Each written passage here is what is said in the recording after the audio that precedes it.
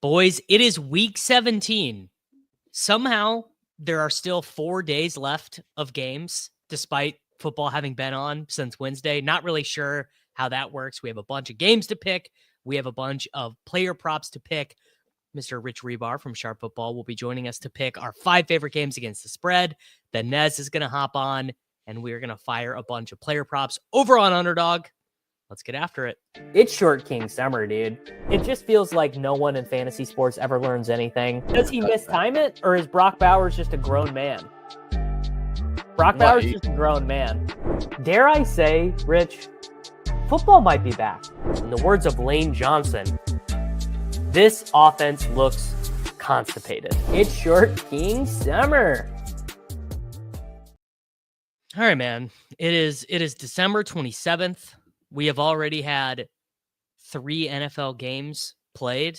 Kind of. I don't really know if you could call what took place on Thursday night a game, maybe a collaborative scrimmage. Not really sure what to make of the Seattle Seahawks or the Chicago Bears. I suppose big win for the Seattle Seahawks on Thursday night to keep them theoretically alive for the playoffs. They don't have the tiebreaker with the Rams. Chiefs lock up the 1 seed. Kelsey and Mahomes get to rest for a long time, man. A long time, because they played on Wednesday. They're going to have to play a game for like 20 days. Pretty big there. Yeah, we need Carson Wentz to somehow win against maybe win against the Broncos in week 18, but probably not going to happen. Well, the Colts and Dolphins each have to lose 1 game, right? As well. I'm talking about to get Burrow in. No, that's what that is what I'm saying. To get Burrow in and make the NFL playoffs ideal, the Colts have to lose 1 game and the Dolphins have to lose 1 game, I believe. But the Broncos need to lose in week 18, which probably won't happen. Well, the really unfortunate thing, depending on a matter of perspective, because the Chiefs might want the Bengals to be in the playoffs.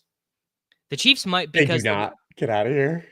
Well, no, because if you think about the way that it works, it's either the Bills get a total cupcake matchup or the Bills have to go Bengals Ravens. I don't think it would be impossible if you were the Chiefs that you say, I think we might want them in.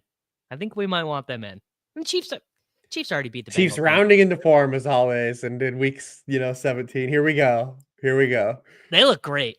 The return of Mr. Brown to the lineup it's unbelievable. And moving Tooney to left tackle. It's been transformational, right? Having Hollywood in there instead of Juju, Hollywood in there instead of Justin Watson, and then Tooney in there instead of Wanya Morris. They look like a brand new team. Yeah, covered in 3 straight games too. So yeah, listen, here we go. Tried and true. Just never drag this team in the middle of the year, no matter how shitty they look. To be fair, they're 15-1. They're 15-1. They looked unbelievably shitty, but shout out to them. Reebs, man, have you checked your best ball teams yet? I have not. No, I haven't. Okay, don't check them. I assume it's bad though. I assume it hasn't gone well. No one's reached out. I was going to say someone probably would have told you if you had a sickening. And that was always my argument too. It's like if I have a team that's like really high, someone will just tell me. Yes. Season long stuff, dynasty stuff. You got any big sweats? No, I can't think of a worse run out. So last week I was in 8 semifinals season long games. I only won 3 of them. And then the 3 that I won have started this week with Zay Flowers plus Joe Mixon. The other one had Zay Flowers plus Caleb Williams against Xavier Worthy start, and I was against Travis Kelce with 1. I haven't had anyone play in that one yet, at least, but so it's like we're off to a really rocking start for the 3 that made it through. I ran insanely hot in semifinals. I gave you Keenan. I would have won without him, and honestly, it's going to end up being negative EV because I started him last night and he got 7.5 points. But you did give me Keenan for a 3rd round pick, which was nice. Allowed me to beat Thorman. I'm in the championship of my home league that I have never won, and it's how many 20 plus years, like since I was in high school. I'm 32 years old. It's a long time. Probably not 20 years, probably 15 years. And I've never won. My friends have mercilessly teased me the entire time, obviously. So I'm pretty stoked on that. It's not a particularly great menu of games for DFS, but I think we've got. We only have 2 some slates fun though. picks Like we today. got to deal with it. We got a deal. All right, Imagine man. not playing. Come on. Imagine not playing, bro. Imagine not playing. All right, man. Imagine not playing Kenny Pickett double stacks in week 17. Couldn't be me, bro. Could not be me. Let's get after it. Let's pick our 5 favorite games against the spread in week 17. Reebs, I will let you begin. Where do you want to start? Yeah, favorite's pretty loose here, but I think at 5, I'm going to reluctantly put the Cardinals where it's at now. God, Rich. Yeah, don't feel good about it at all, but this is like the token spot, right? Like you have a disappointing game and then you have a division game that's probably going to be closer than we all think, where you don't play well and it's through a touchdown and they just like kind of hang around and keep it close. I definitely don't love the spot, but you look at the Cardinals this year. I mean, they've covered in 4 straight games as underdogs. They're 6-2 against the spread as underdogs this season. They're 4-1 against the spread as road underdogs this year. This is like kind of where they kind of come back and hang around. Both tackles won't play in this game though for the Cardinals. I don't feel great about that, but Rams win, Cardinals maybe backdoor cover. I mean, I guess you do get it through a touchdown. It's at 6.5 at Circa. It's at 6.5 at DraftKings. Looks like the best line you can get. I thought it's for 7.5. Maybe it got touched again. Let's see. Let me. I can check the old history of the unabated line. It was 7.5. Yeah. Yeah. There were 7s and 7.5s out there. Don't love it at 6.5. 7.5. Okay. Yeah. So. Basically, I think the Rams are gonna win the division. I think they're gonna win this game. The concern that I would have, and I mean, people who have watched this show and listened to the show for a long time know my complicated history with Kyler Murray, Drew Petzig, and the Arizona Cardinals. Mm-hmm. I thought about them, but I was like, just, you know what? At the end of the day, I have let these guys fool me. Fool me once, fool me twice. I've let them fool me like 9 times. I can just remove them from the menu. I just don't have to do it anymore. And it's fine for me to not have to do it anymore. Kyler Murray with no stakes. Does that make him play better? Does that make him play worse?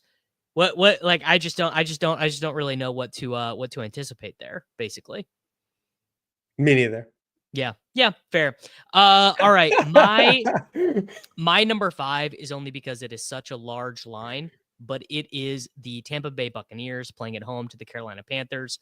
We've talked about the Panthers a bunch, and we both were on the Cardinals side in them, but like this is a team that is playing it so fast and loose to even come close to being competitive. They are, in the words of Trey McBride, those guys are sorry as hell. I can't believe we lost to them. Whereas the Buccaneers, I mean, this is a playoff game for the Buccaneers. If they lose this game, they're done. They're eliminated. They need a couple things. They actually need things to go their way.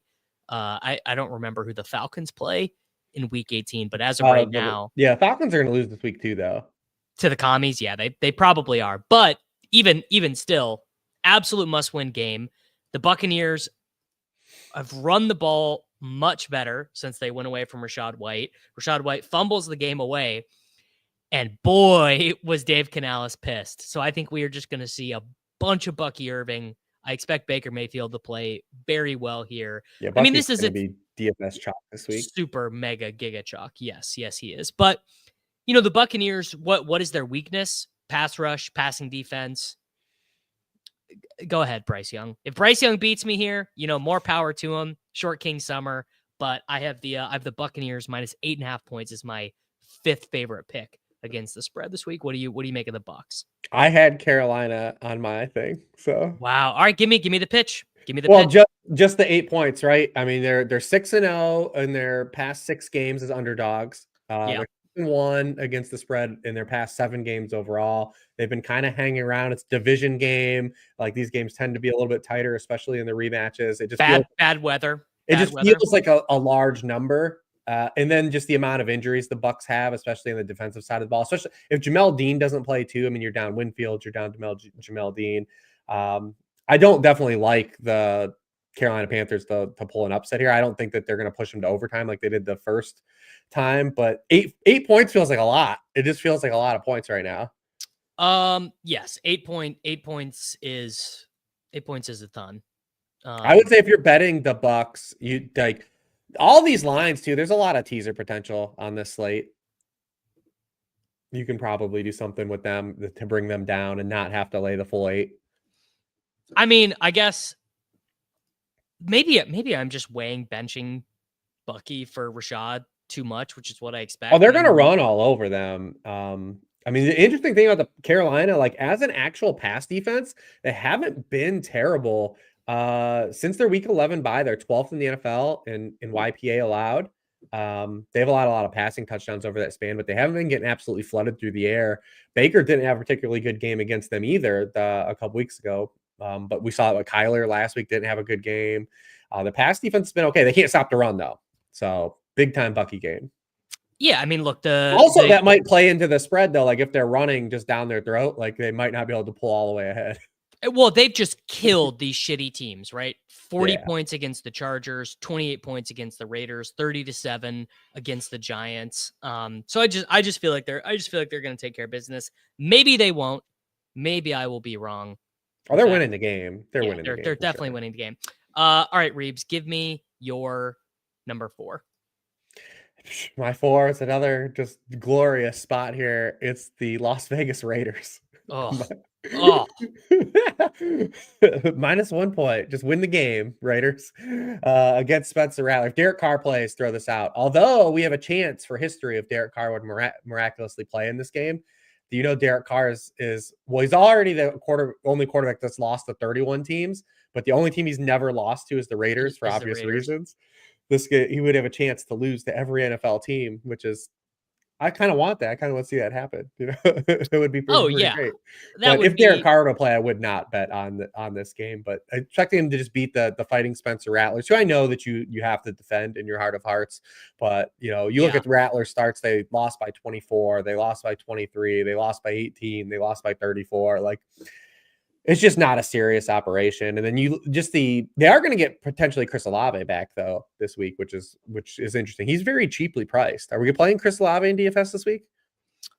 I probably won't play Chris Olave in DFS this week. I mean, I don't know. It feels like if I'm going to get weird with a Saint, I'm probably thinking about Kendre Miller, where they just they had no chance against the Packers. Absolutely no chance, no shot, no ability to get anything going. They could even talk like the Christmas and this, like it has this week never been more of a testament that just like the NFL on short rest is just not a good product. Like they either have to find a way to manipulate the schedule where the teams that play on Thursday night, because Thursday night football is not going to go away, but we need these teams that play on Thursday night football not to play the week before.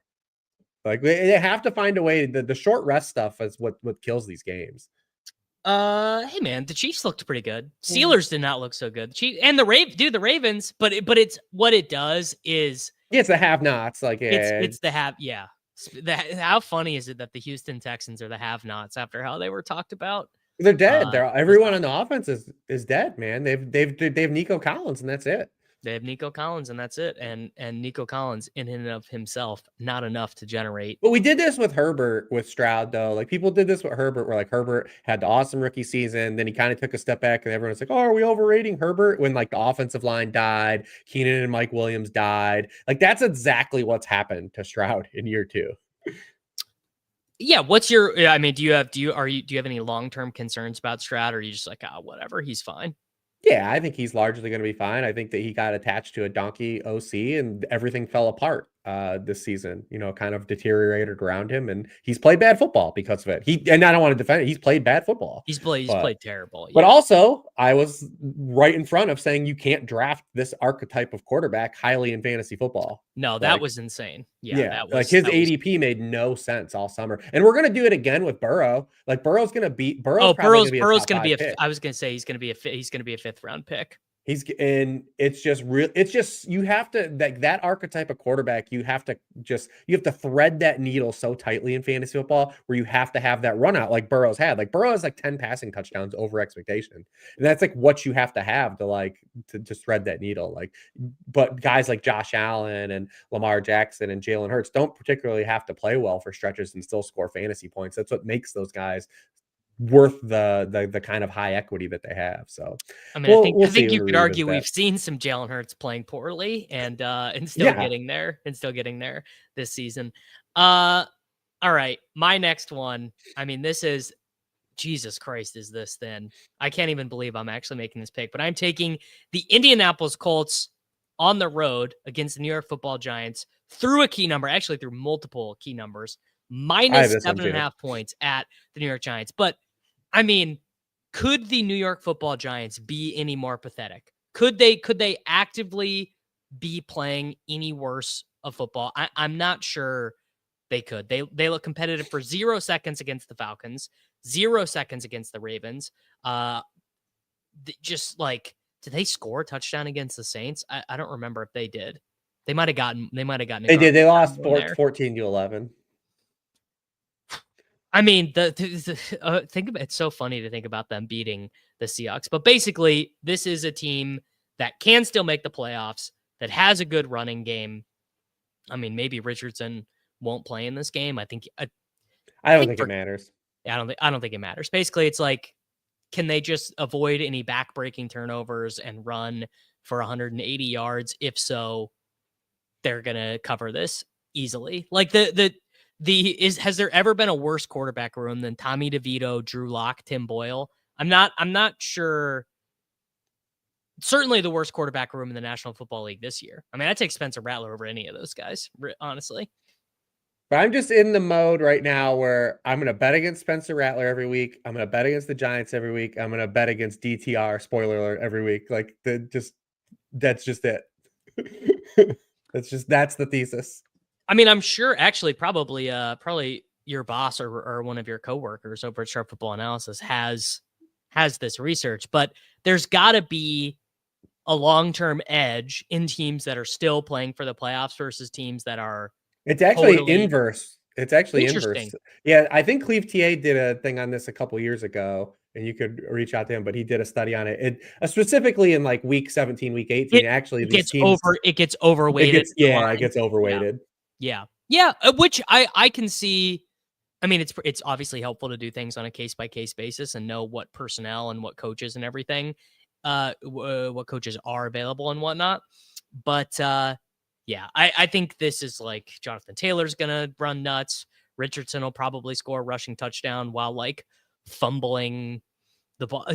Anthony Richardson at some point is going to like fumble forward into the end zone, bounce it off the ground and like catch it and run. He's a ridiculous player. I was so in on Richardson and he's given me very little to believe in. Well, it was a very nice drop it in the bucket throw to AD Mitchell on the sideline last week. I did really appreciate that.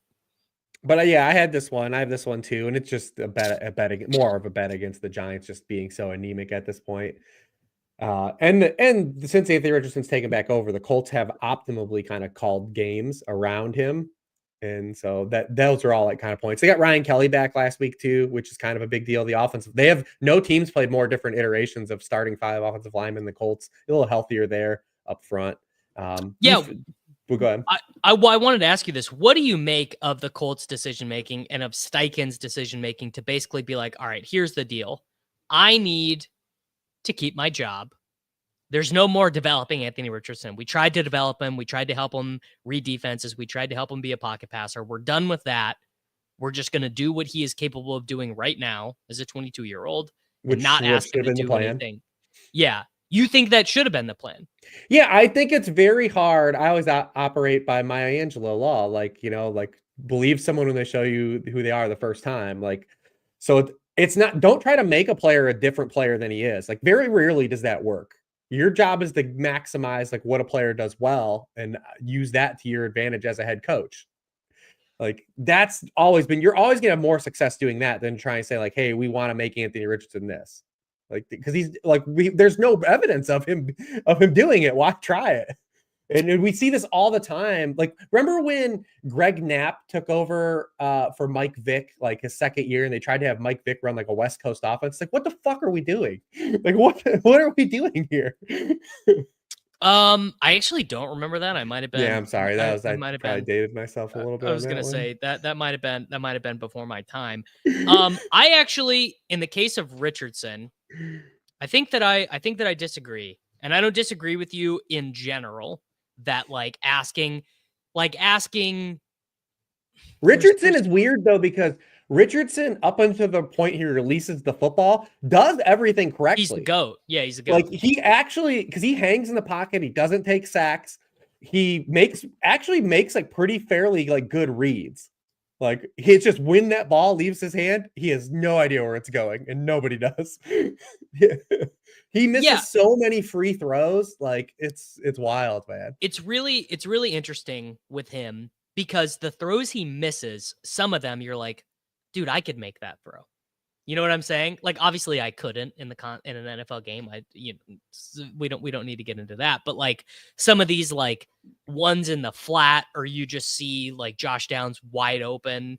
The ones in week 1 against the Texans really stick out to me. The A.D. Mitchell ones, where it's like, how do you miss that? But his physical tools are so insane. And I mean, that's what got him drafted. I mean, he was created in a lab, dude. And it's not like he's an idiot. Like, it's not like he's one of these quarterbacks that like understands nothing, you know?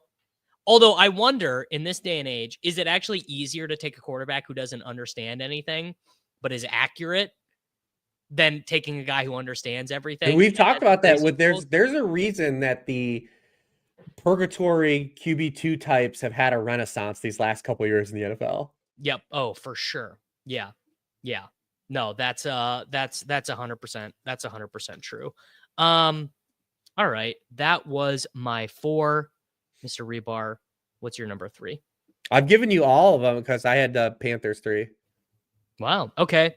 So I just have my 1 left, and I already teased it. Okay. All right. Well, my 3 is the Minnesota Vikings, man. I have the Minnesota Vikings in that that showdown. I love that commentary. I just read the chat, and he does. That's it. It is hilarious because every Monday morning, you see everyone defend it. They're interested. It's like, oh, another week where we're defending a 40% completion rate. You know what? And I'm one of those Reebs. I'm one of those people. I want to see. So true. It's so true. I want to see Anthony Richardson play out the entirety of his rookie contract without being benched, without Joe Flacco or Andy Dalton or any of these guys looking over his shoulder. Just a team totally committed to playing him for every game that he's healthy in. Just to see. He's 2 years younger than Jaden Daniels. You know what I'm saying? He's 2 years young. Let him play. Very rarely has inaccurate quarterback play. It never works, but it never might. Fixes itself. But it might. It didn't work for those people. I think you can coach around it though, like we've seen. Like, that's what you have to do, is you coach around it. Like they've done since he's re-entered the starting lineup. Yes. Okay. Minnesota Vikings, Green Bay Packers.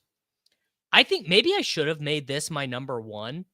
What are we doing believing that the Packers have done enough to be a favorite on the, I guess it depends on your book. I think the Vikings opened and it swung, right? Let's see. But it still was like -1. Like, it was basically a pick 'em. I mean, it's basically been a pick 'em the whole time. Looks like it opened Green Bay 1.5, Green Bay 2, and yeah, has swung. I mean, look, if you place this bet at the Davis Mattek sports book, you are getting Vikings -3, maybe even Vikings -3.5. I think the Vikings are better at every phase of the game than the Packers are. This is a top 10 net adjusted yards per pass attempt defense, which weirdly you would actually think they'd be worse at that because they're so blitz heavy that they do give up some big plays, but their run defense is great. Sam Darnold, I mean, they don't play man coverage behind the blitz though. It's all like a nickel back blitzing. It's all it's the most insane Brian Flores like mega mind shit. They're gonna give up some big plays. They have a good run game. They have the best wide receiver in the NFL.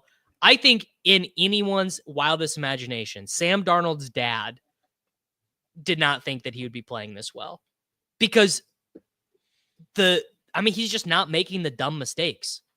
That's really what it is. His sack rate is like, it's totally reasonable for what Darnold is.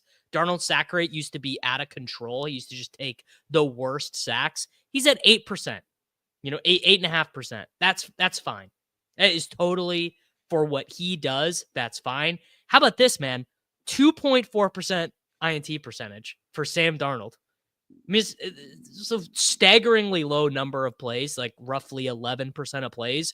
Are you getting negative plays from Mr. Darnold? The defense is good. The run. What? Tell me, why is everyone not on the Vikings this week? Why do the Packers get so much respect? I mean, they're a good team too. I do agree that I think the Vikings should be probably like -3 on the actual spread. I think it's a close game. It's probably close enough for me to not like feel excited to take either side of it. I believe in the Packers because the Packers are also a team that just don't turn the ball over. They don't take sacks. Jordan Love's They don't number drop 2. back. That's the thing, No, though. They don't drop back. Yeah, Jordan Love's number 2 in the NFL in EPA lost on sacks. They're going to have to drop back here. This matchup is a little bit different too, the rematch, because remember when they played in week 4, Love was coming off of the totally injury. He was yeah, awful. he was coming, and they found their identity. These are two coaches I believe in too. I think LaFleur is amazing. I think O'Connell's great. It's just a really good game. I will say this: I openly want the Vikings to win this game because I want that Week 18 game to be for the division versus the 5 seed for Lions Vikings. Like that's mega stakes for it. I completely agree. We haven't had that game so bad. The NFL's had like because what happens is if the Vikings lose this game, we're going to get like Seahawks Rams on Sunday night next week. Yep. And I would rather have the Lions Vikings for the number 1 seed. Like I want the stakes to be real because whoever loses that game would be the 5 seed. So I mean, I want that dynamic set up. So as a football fan, I'm no shade to the Packers, who I firmly believe are a really good football team. I just want that Week 18 game to be Lions Vikings for the number 1 seed. You want to know a crazy stat? 1 300-yard passing game for Jordan Love this year. It came in the aforementioned loss to the. They're 31st in dropback rate at this point. Since the bye, Jordan Love has not dropped back 30 times in a game. And look, man, I get it. People don't want to believe in the Vikings. It's like they're the sad sack franchise. No one believes in Darnold. I believe in Darnold. Well, I believe in this version of Darnold. I think when Darnold gets paid $160 million by the Tennessee Titans, my feelings about him are going to change a good bit. But I believe in KOC Darnold. The passing game, man. Addison, Jefferson, Hawkinson. That is just very hard to contend with. I think, and the Packers, by the way, have shown the flaws in having wide receiver 1 by committee. You kind of just got to have a dude in the modern NFL. The Chiefs showed the flaw in wide receiver 1 by committee. Their offense looked so shitty for so long, because they just didn't really have anyone that they could rely on. The Bills offense has obviously stopped and started without having a guy to really, it sounds insane, but this has not been the most efficient passing stretches of Josh's career. Anyway, that is my 3. We already did your 2. Yeah. It was the Colts. Okay. Yeah, dude, I have the Washington Commanders -4 points at home to the Atlanta Falcons. I get the Penix. I get the Penix. I get the Penix. That's always one you gotta be careful of. You gotta be careful. I get the Penix experiment, and they were planning in that game to open it up a little bit more, right? Like you could see they were doing some play action. He was rolling out, and then they had absolutely no reason. They just had absolutely no reason to do anything because the Giants are that incompetent. But this is like a bad defense. Not a particularly good pass rush. Drake London is banged up with a hamstring. Darnell Mooney, by the way, Darnell Mooney is the most. I was telling this to Nez last week. Darnell Mooney is the most Tampa Bay Buccaneers merchant of all time. Darnold, like 32% of his fantasy points this season came in the 2 games against Tampa Bay. He did have the good game against the Vikings as well. And the Cowboys, your Cowboys. Yeah, he did. Yeah. He's Well, been better. He's been better than people think outside. He had like 140 against the Vikings. He did. He led the team in receiving last week in Penix's first game. What do you? I mean, I don't know. Maybe I'm out of line here. But what did you think about the Penix audition? I thought it was fine. I think. I mean, so obviously we were looking for some of the changes in terms of just what this offense was going to be able to do. Just not having Kirk Cousins. They use play action on 22% of their dropbacks. That was only 21st last week, but they were dead last in play action rate coming into last week's game. They used pre-snap motion at the 7th highest rate last week. That was at 69%. With Kirk Cousins, it was 59%, so a 10% spike there. Penix threw outside the numbers on 62% of his throws. That was 4th in the NFL. Kirk Cousins is at 42.8%. So it's like just the opening of up of the offense is available to them. I will say this spot though, because you start at home against this Giants team we just spent 10 minutes crapping on that can't rush the passer. And you always have the insulation of being able to run Bijan Robinson in that game too. Now you're going on the road against the team that's a playoff caliber team coming off of a huge win. Like that crowd's probably going to be pretty hyped, like a Sunday night primetime game coming off of an Eagles win against Dan Quinn, who's done an excellent job this year. Over the opening couple weeks this season, it was like, same Commanders. Yeah, their defense was getting roasted. And they've actually moved up to be respectable. And they didn't make a jump to be like a top 5 defense, but it was like the Lions. Like you go from just being the worst defense in the NFL to a mid-range defense, and that significantly makes you a better opportunity to win games and just not get flooded. They're literally dead league average on defense in yards. And that's fine. That's fine. Like that's a huge jump. Like just being average. And you look at that game, Penix was only pressured on 9 dropbacks. The Commanders actually do, like one of the things that they do is they actually do rush the quarterback pretty well. They're 8th in pressure rate. So I do think they're going to get after him. It's going to be a little bit more of a fragile spot, I think, for Penix in this offense in this game. But I'm excited to see how he responds because last week it was what it was. So I'm very excited to see this play out this week in that game. I want to see how he responds. I am excited. I am excited as well. And look, if I'm wrong about this, like having more good NFL teams and more good NFL quarterbacks is great. I'm rooting for Michael Penix the same way I'm rooting for Bo Nix to be good, right? Like this sport is more fun when there are more good quarterbacks. It's just kind of the fewer games we have to watch Drew Lock and like Cam Ward and Shadur. Like, oh boy, do I hope those guys are good. If Cam Ward and Shadur are good, that is good for me. That is good for you. That is good for all of us, right? And the Commanders the big thing is I think the Commanders should just be able to run like crazy here. I think this will just be a total put the boot to the throat game, the pony personnel, and just get after it. Yeah, listen, Jaden Daniels, that was what we wanted. We had yet to have like an elite Jaden Daniels performance against a good defense this season. And I said it last week. I said the vibes are just that's going to be a good game. I said I don't care about the Eagles defense. The vibes, it's going to be those division rematches, especially when they are wacky. Yeah, yep. But what a game Jaden Daniels had. What a rookie season. All right, so I only have one left. Mine's a Saturday game. My one is a Saturday game. Yeah. Right. What is your number one? Mine is the Dolphins. And it's road Dolphins, but it's just a DTR, dude. Like this is the worst quarterback. So bad, man. This is the worst quarterback we've seen play football over the past 2 years, and it's just that is saying something. So we've just run through a whole gauntlet of terrible. He's now up to 180 career passes, and he has fewer than 4 yards per pass attempt, 1 touchdown, 9 interceptions. We don't even know if Njoku's going to play either. It's just not a serious operation. No, he's terrible, man. I don't know. Why is Jameis not playing? I guess just none of it He's got a shoulder injury, supposedly, but also I think the Browns are just like, whatever, let's just let this other dude play. Let's let the young kid play that we're going to release in the offseason. What a bummer, dude. The game last weekend against the Bengals should have been fun. Yeah, we should have had Jameis in that game and had it be like a shootout and be fun. And it's just not a good offense with DTR. All right. Well, I mean, my number one. The Browns are going to be fun this offseason. I cannot wait to see like the turmoil that surrounds this offseason. What do you think they're going to do? What's their? Are there I mean, any? they have to just eat it, right? Oh no, they're not going to do that. They're not. They have to, dude. They have to. They're not going to, man. That's not.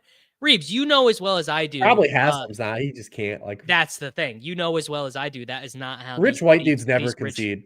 Never ever. You know as well as I do, man. The history of this country was founded on that. It is more likely. It's more likely they fire a legitimately good coaching staff than eat the contract. Truly, it's more likely that Stefanski is a good coach. He's a good coach, but it's more. It has been a disaster. I get it, but what about the front office?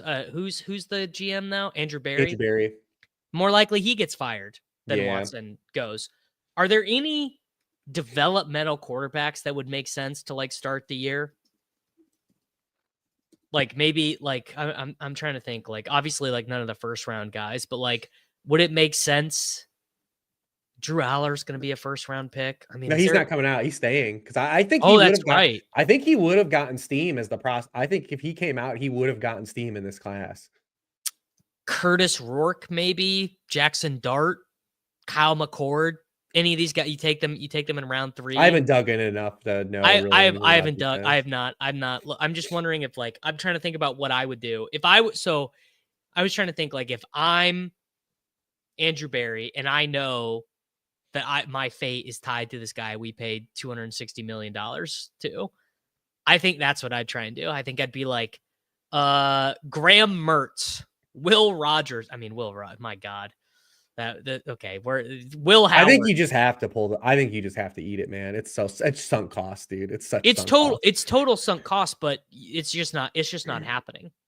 It's just like I would make it plus 500 that they do this. Maybe when there's 1 year left on it, they do it because it becomes a little bit more palatable, but not, I mean, how many years are left on this contract?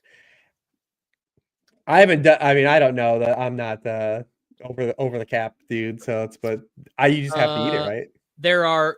Yeah, dude, it's not going to be this offseason. It's going to be next. It's going to be next. It's not going to be this one. They'll wait until, my God, $200 million of dead cap if he gets cut. It's not happening, bro. I apologize to you if you are a Cleveland Browns fan, but yeah, it's not. And that's the other thing is they can't pay anyone. So it's not like you don't need to. Like this team has shown like there's enough talent, especially on the defensive side of the ball. Right. With Flacco and Winston have already supplied evidence that like you can have competitive football. Like this is a competitive football team with just an adequate quarterback play, and that's 2 quarterbacks that like are turnover prone. Like, what if you just get a dude that could just manage the goddamn offense? Well, the one guy, what was I about to say? I lost it. Oh, Myles Garrett. Good defense. Myles Garrett said, "I don't want to do this anymore." Yeah, because they don't want, dude. There was vibes. If you remember in the summer, there was like vibes from the players and the media that Jameis was playing so much better than Watson that it was like already an issue. Like they tried to shut it down early. So I mean, they just have to, dude. You have to. I don't even care what the number is. You just have to do it. Like it's the only way out. I'm Reebs. I'm very sorry, man. It's just not happening. It's just like, I don't know. I don't know what to tell you, dude. Like Deshaun Watson is going to be on the roster. He's not going to play at all next year. So maybe that helps the vibes. Just him just absolutely like not being on the field, not being in the facility. Maybe that helps. Anyway, my number one, I took a Saturday game, Cincinnati Bengals minus 3.5 points at home against the Denver Broncos. If they don't put up 38 points in this game, I would be like, dude, 38. Yeah, 38. They're putting up 38 points in the rain against the Broncos. Yeah, this is like, dude, it's so. I love this about Joe Burrow. He's like the only guy in the NFL who would do this. He gets that free play. Every other quarterback in the NFL would have just like need it, turfed it, whatever. They would have just been like, all right, free play. Let's take the first down. Game over. Burrow said, that's my guy. That's my guy, Jamar Chase. Let's get a tud. I love that for Burrow. I love that for Chase. I love that Zach Taylor let him do it and didn't give him an earful on the sideline, because there are some coaches that even would have been pissed off about the touchdown. The Bengals are just, I mean, their defense is ass, but the Broncos have no run game, like no run game. And I mean, they get a splash play here and there at a Mims or Franklin or whatever. And I guess Jaleel McLaughlin will be back in this game, but like, I think we've all kind of had enough of the Knicks Peyton Broncos experience. They're just, they're like the 16th best team in the NFL, and the Bengals are probably like the 7th best team in the NFL. And actually, when Burrow was coming out, and I think I tweeted a picture of him and said he was Davis Mattek, the quarterback. So he's got there's that photo of him in like the tie-dye like Looney Tunes shirt. Yes. Yeah. It's pretty good. You actually can, it looks like you can get this at 3 at a couple spots. It's -3, -118. Probably because of the weather stuff. People are hedging. Yeah, people are probably hedging on that. But I'm with you, though. I mean, I'm with you in the game. I mean, the Bengals should win this game. The Bengals defense are as bad as they've been okay against like these like mid-range like QB2. They've beaten like the bad QBs and like the mid-range QBs. Other than Jacoby Brissett. Yeah, except for week 1. Isn't that so funny? The whole season for them is completely different, and they're not sweating any of this if they just win that game. You just beat the New England Patriots in week 1. And we're not having to frantically try and save our season and hope that the Indianapolis Colts lose. I mean, it always comes down to this. There were so many games the Bengals could have won and didn't. Like, yeah.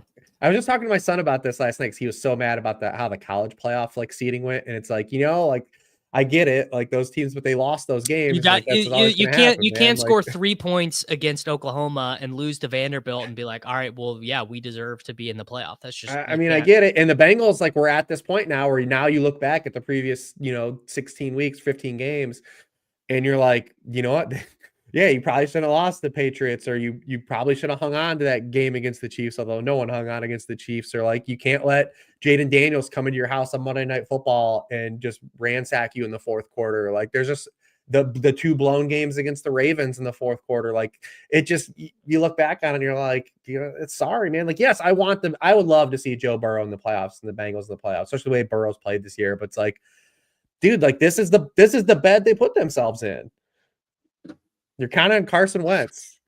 That is true. Notre Dame did lose to Northern Illinois, but then they won 11 straight games. So shout out to them. All right, Reebs, man, let's do it. Let's we were 6 out of 8 last week, so we got I think I got my $5 back on our legger.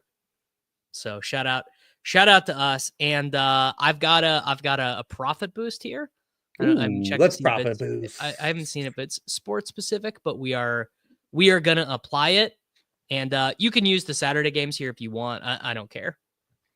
I mean, we gotta do something with Bucky Irving, I guess. So we gotta chalk it up first. Yes, yeah, we will do. I mean, Bucky touchdown would be my preference. I love the touchdowns, but we could do 100 combo yards. I'll tell you what. There's yards. No way he doesn't rush for 100 yards this game, right?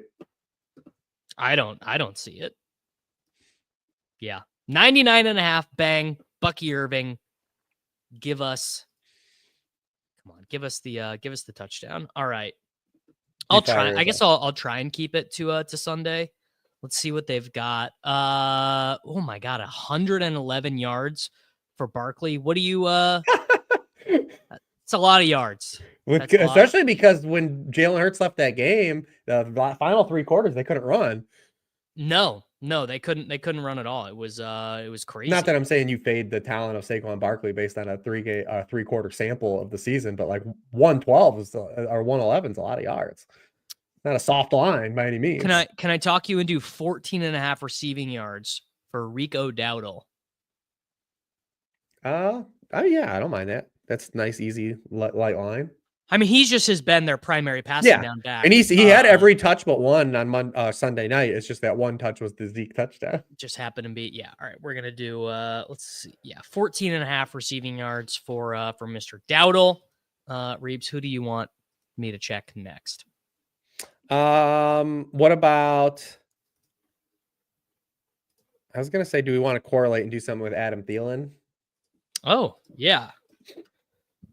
I'm always down for some Adam Thielen. I like Yeah, those are all good. 59.5. Yeah, you want to take it just to the 60? Of course. Yeah, I agree that AJ Brown is who you want to use, but because they don't know there's no receiving yardage, it's only touchdowns. Because they haven't posted for the lines because they have the Jalen Hurts stuff. Yes, yeah. And actually, even though we know he's not playing. You think? I don't think so. They signed Ian Book, and I saw like some of the Twitter doctors say like even if he were to practice, say like it's probably unlikely that there's enough time to clear. But they don't now that they lost though. There's no reason to even like force it. Like just he gets time off now. They're locked in, right? Like they can't move. I don't think is that true. Yeah, I think they can't. I think they're stuck at 2. They have 12 wins. No, because they can't win a division. Yeah, you're right. Those teams can't win a division. Well, I hope he plays selfishly, but I think I love AJ Brown at DFS though if we get Pickett, because you're probably gonna get more passing targets. Like the one thing with the Eagles wide receivers that we don't get is targets. And they're good by default of just them being probably Jalen Hurts designed runs, and then just Pickett being a worse quarterback, you get more volume. He threw 22 passes that weren't throwaways last week, and 20 of them went to all but 2, and that doesn't even include the AJ Brown penalties.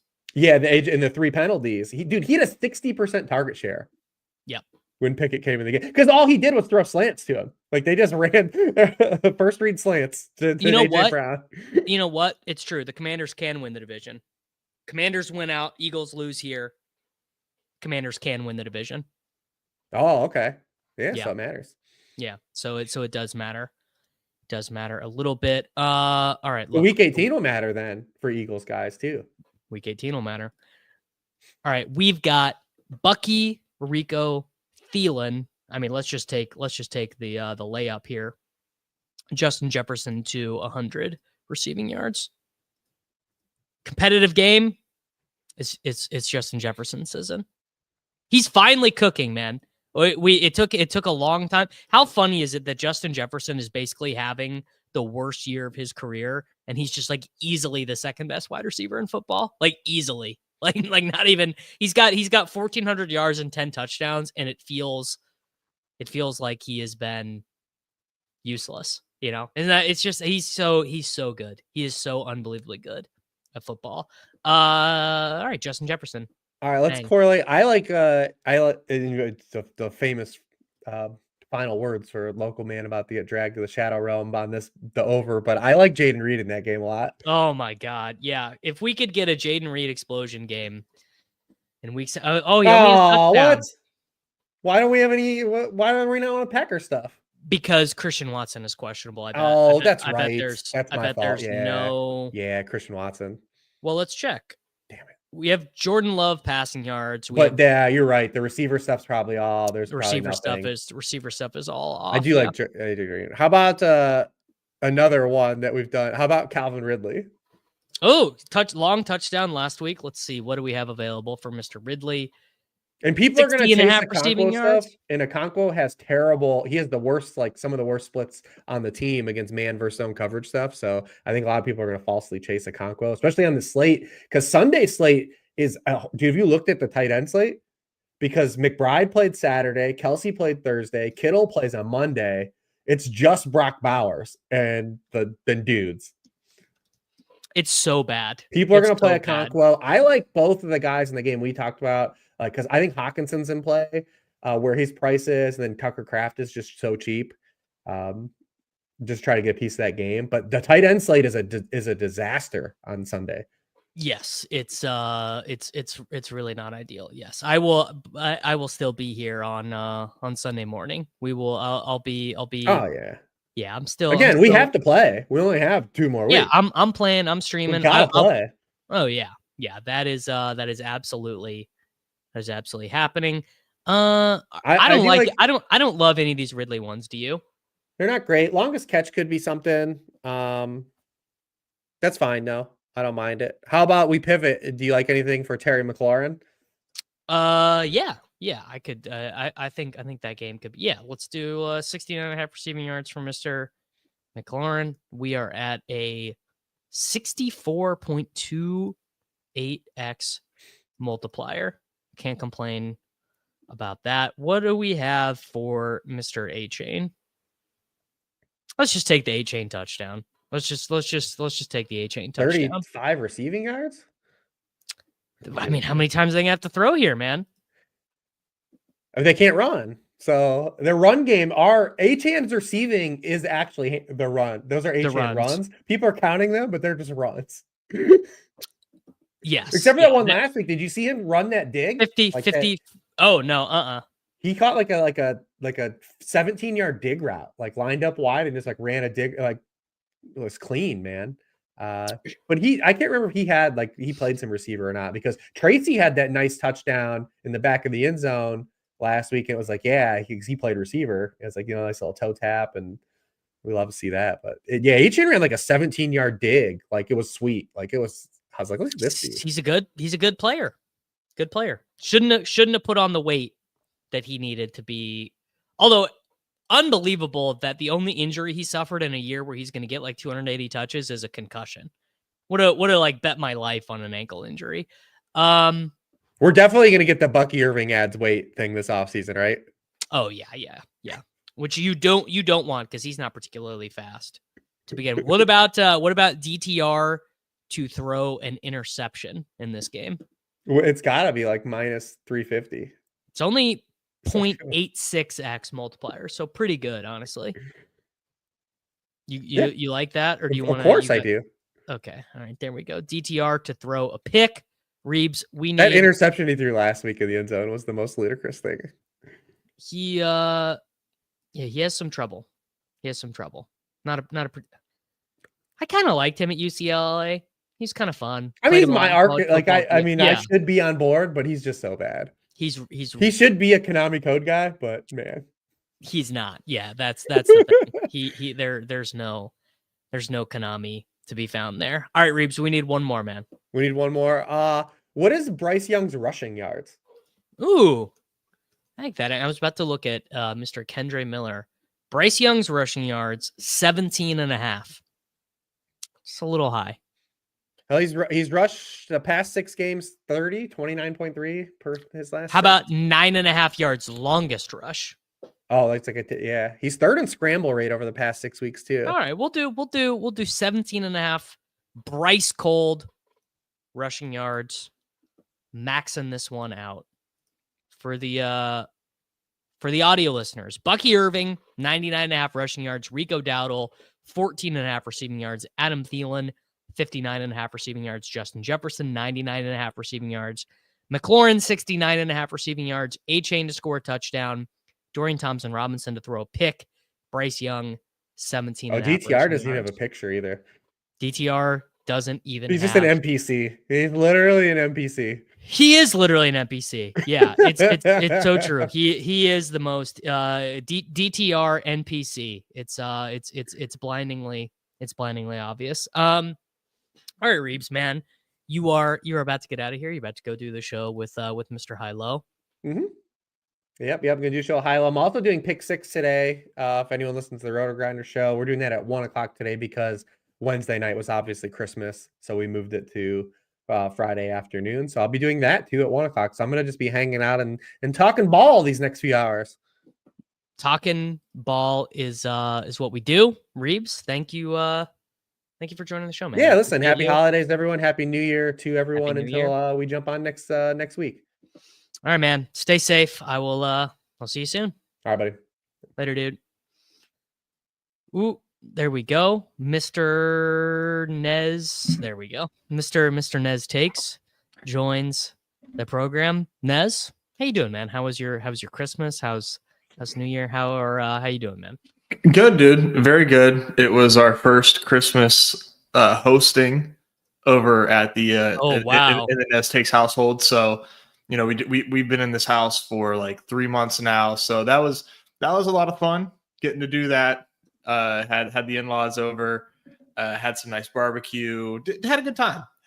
Didn't enjoy the romping of my beloved Steelers, but I've got Worthy on my only finals team, so that was fine. That was more than fine. Yeah, we love to see 19.5 dog out points from Mr. Worthy. That might do it this week. That might do it. Yeah, sure hope you were not relying on Nico Collins, Joe Mixon, Dalton Schultz. Honestly, even like if you had a Zay Flowers team through. I did have a Zay Flowers. Well, it's Lamar with Zay and Bateman. Neither got home. So, just a brief recap. I'm really relying on JMO and Marv Harrison to be my wide receivers 1 and 2 and 3. I know, man. I know. Not ideal, but there is leverage. There's only 3 slow puppy teams with Marv Harrison, and I am one of 3. So there's that. So we're levered up. As long as we're levered up. That's what it's all about. That's all we need. I have no idea how much leverage or anything I have. I have Lamar Andrews cooking in 1, and then I have I have a team in the I forget which one is which, but I have a Kelsey team. Nice. With the 18.5 points in there. So that's strong. That's strong leverage. Need that. All right, boys. If this is your first time watching the program, very simple. Nez and I are going to fire up the Unabated DFS Pick'em tool. We are going to smash in some DFS Pick'em entries. We're going to fire the Hateful Eight. We're going to do the Octopus. We're going to have a good point. I have no idea where to find this. Is there a resource for this in the Badge Bros Discord, or do you calculate this manually, Nez? I was waiting in line for takeout, very long line, and I just swiped through, and it was MHJ was easy because he's wide receiver 1 or 2 or not at all. So I just did that for like 30 minutes while I waited for food. And that was how I did that. So the answer is, Jake, is yes, you can find the roster percentages. You just have to calculate it yourself. So get your hand in the dirt, buddy. Get your hand in the dirt. All right, man. Let's fire it up. Underdog Fantasy, unabated.com. The blitz, I'm going to slide it to 100. But I'm clicking the button, going to filter out, because I bet we're going to get some other stuff in here. I'm going to filter out all the college sports, and oh boy, do I love this. Couldn't agree more. Jordan Love in a dome. Who says no? This is I think this is going to be a trend. The top 2 picks: Jordan Love, higher passing yards, 43.9% edge. Sam Darnold, higher passing yards. Cardi's got him for 302.5 yards. I mean, just the most beautiful sight that you could see on a Friday afternoon. I couldn't agree more. The Packers are at 6 straight games with fewer than 30 dropbacks. They're 31st in the NFL in dropback rate. They are not going to be able to afford such luxuries in this game. No chance. No, I mean, it just shapes up for such a different game than what they've been facing these last few weeks. Teams against the Vikings, they just don't try to run. They don't have the opportunity to run because they're often trailing. We're in a dome. I mean, I'm really excited to see some dropbacks for Jordan Love, greater than 30 times. And I think we're going to get it, man. And hey, if you're drafting playoff best ball, man, this may be last call. If this game goes nuts and people see a ceiling for Jordan Love, this might be last call for those Packers lineups. What are they gonna penalize us over on Underdog for this? Is there going to be a penalty? There should be. Yeah, 0.3 dock, so a 10% dock. That's fine. I mean, that even still, given Oh, actually, it's accounted for in the tool. Oh, nice. Okay. It does. It did that automatic. It did the doc for us. I don't think I agree with Jared Goff lower passing yards just because they've tilted more pass heavy without Montgomery in there. They were still passing up in that game last week outdoors against the Bears. They were still throwing the ball. Yeah. This one I do struggle with too. And I think the Niners, you never know what kind of Niners team we're going to see just because they've been so bad. But I do think that they might have the ability to get them to push the pace a little bit here. I'm with you. I get where Cardi's coming from. Of course, outdoor golf. I think it's just like that input is just so strong on the output.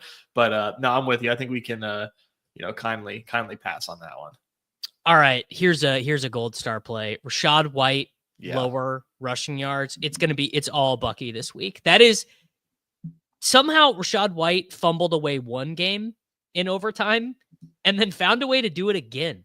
He's had multiple game ending or game impacting fumbles and lived to tell the tale. I don't think he's going to live to tell the tale again. I think we might see like sub 5 rushing attempts for for Mr. Rachaad White in this game. Yeah, I mean, speaking of that, there is like 9.5 rush attempts too available on UD. It is a 0.9x for the lower, and this is even multiplier for the lower. I mean, at some point, man, they've got to stop putting Rachaad White when Bucky should be on the field. It's just a very simple solution, right? Bucky is better. Rachaad White has fumbled.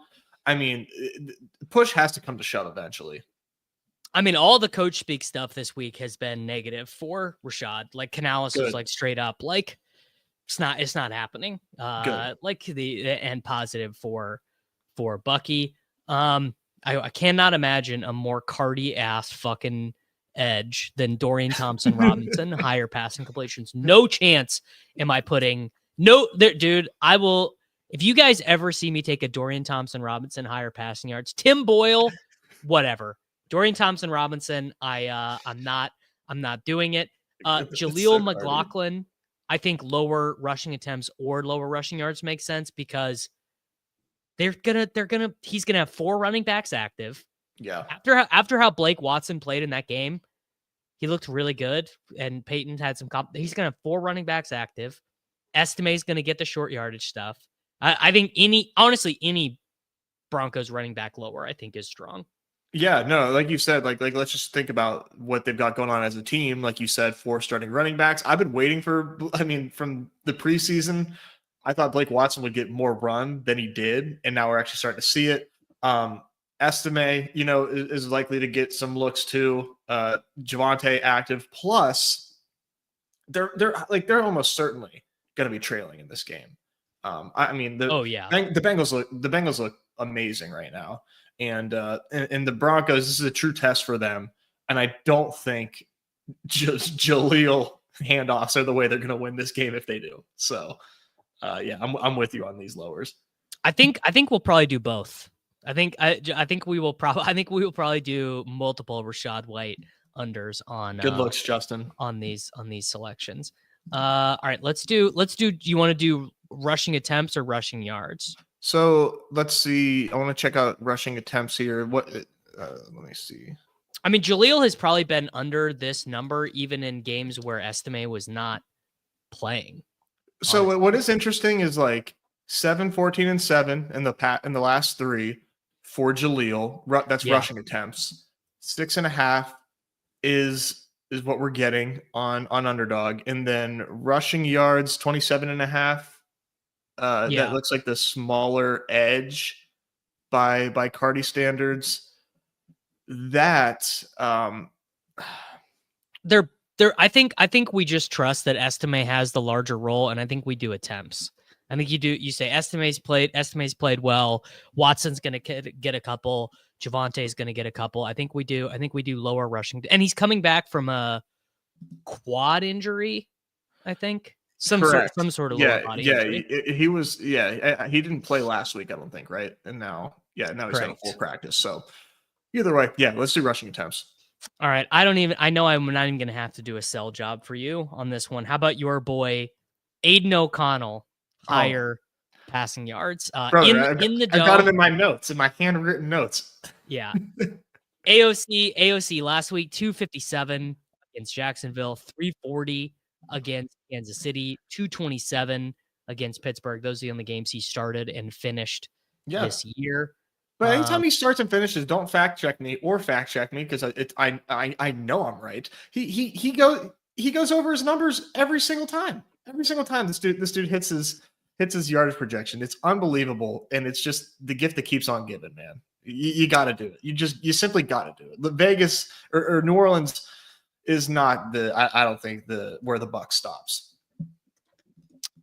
I think you're right. I think this might be a sneaky vomit week for us in the I mean, speaking of which, BR this week on Underdog, Nez, is some of the foulest, most despicable shit I have ever seen, dude. It like Adam Thielen is getting 100% drafted. Like Cooper Rush is a very viable click this week in six mans. It's no, really right. In six mans, not goal line sands. In the main BR, it is so puke worthy. It's insane. Yeah, I don't know how this ended up happening for the Sunday mains. They should have like done an executive ruling to keep the Sunday night game in or something.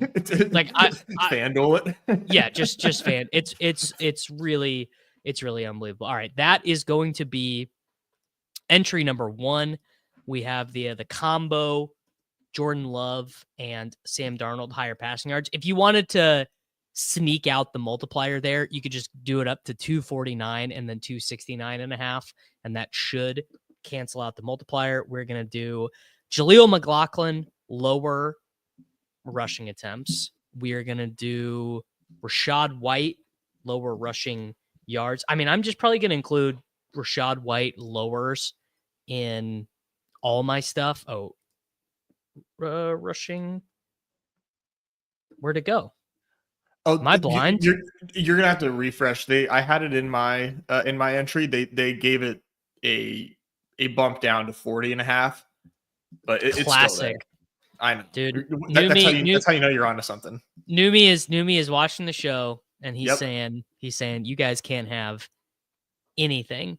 All right, and then Aiden O'Connell higher passing yards. I like that.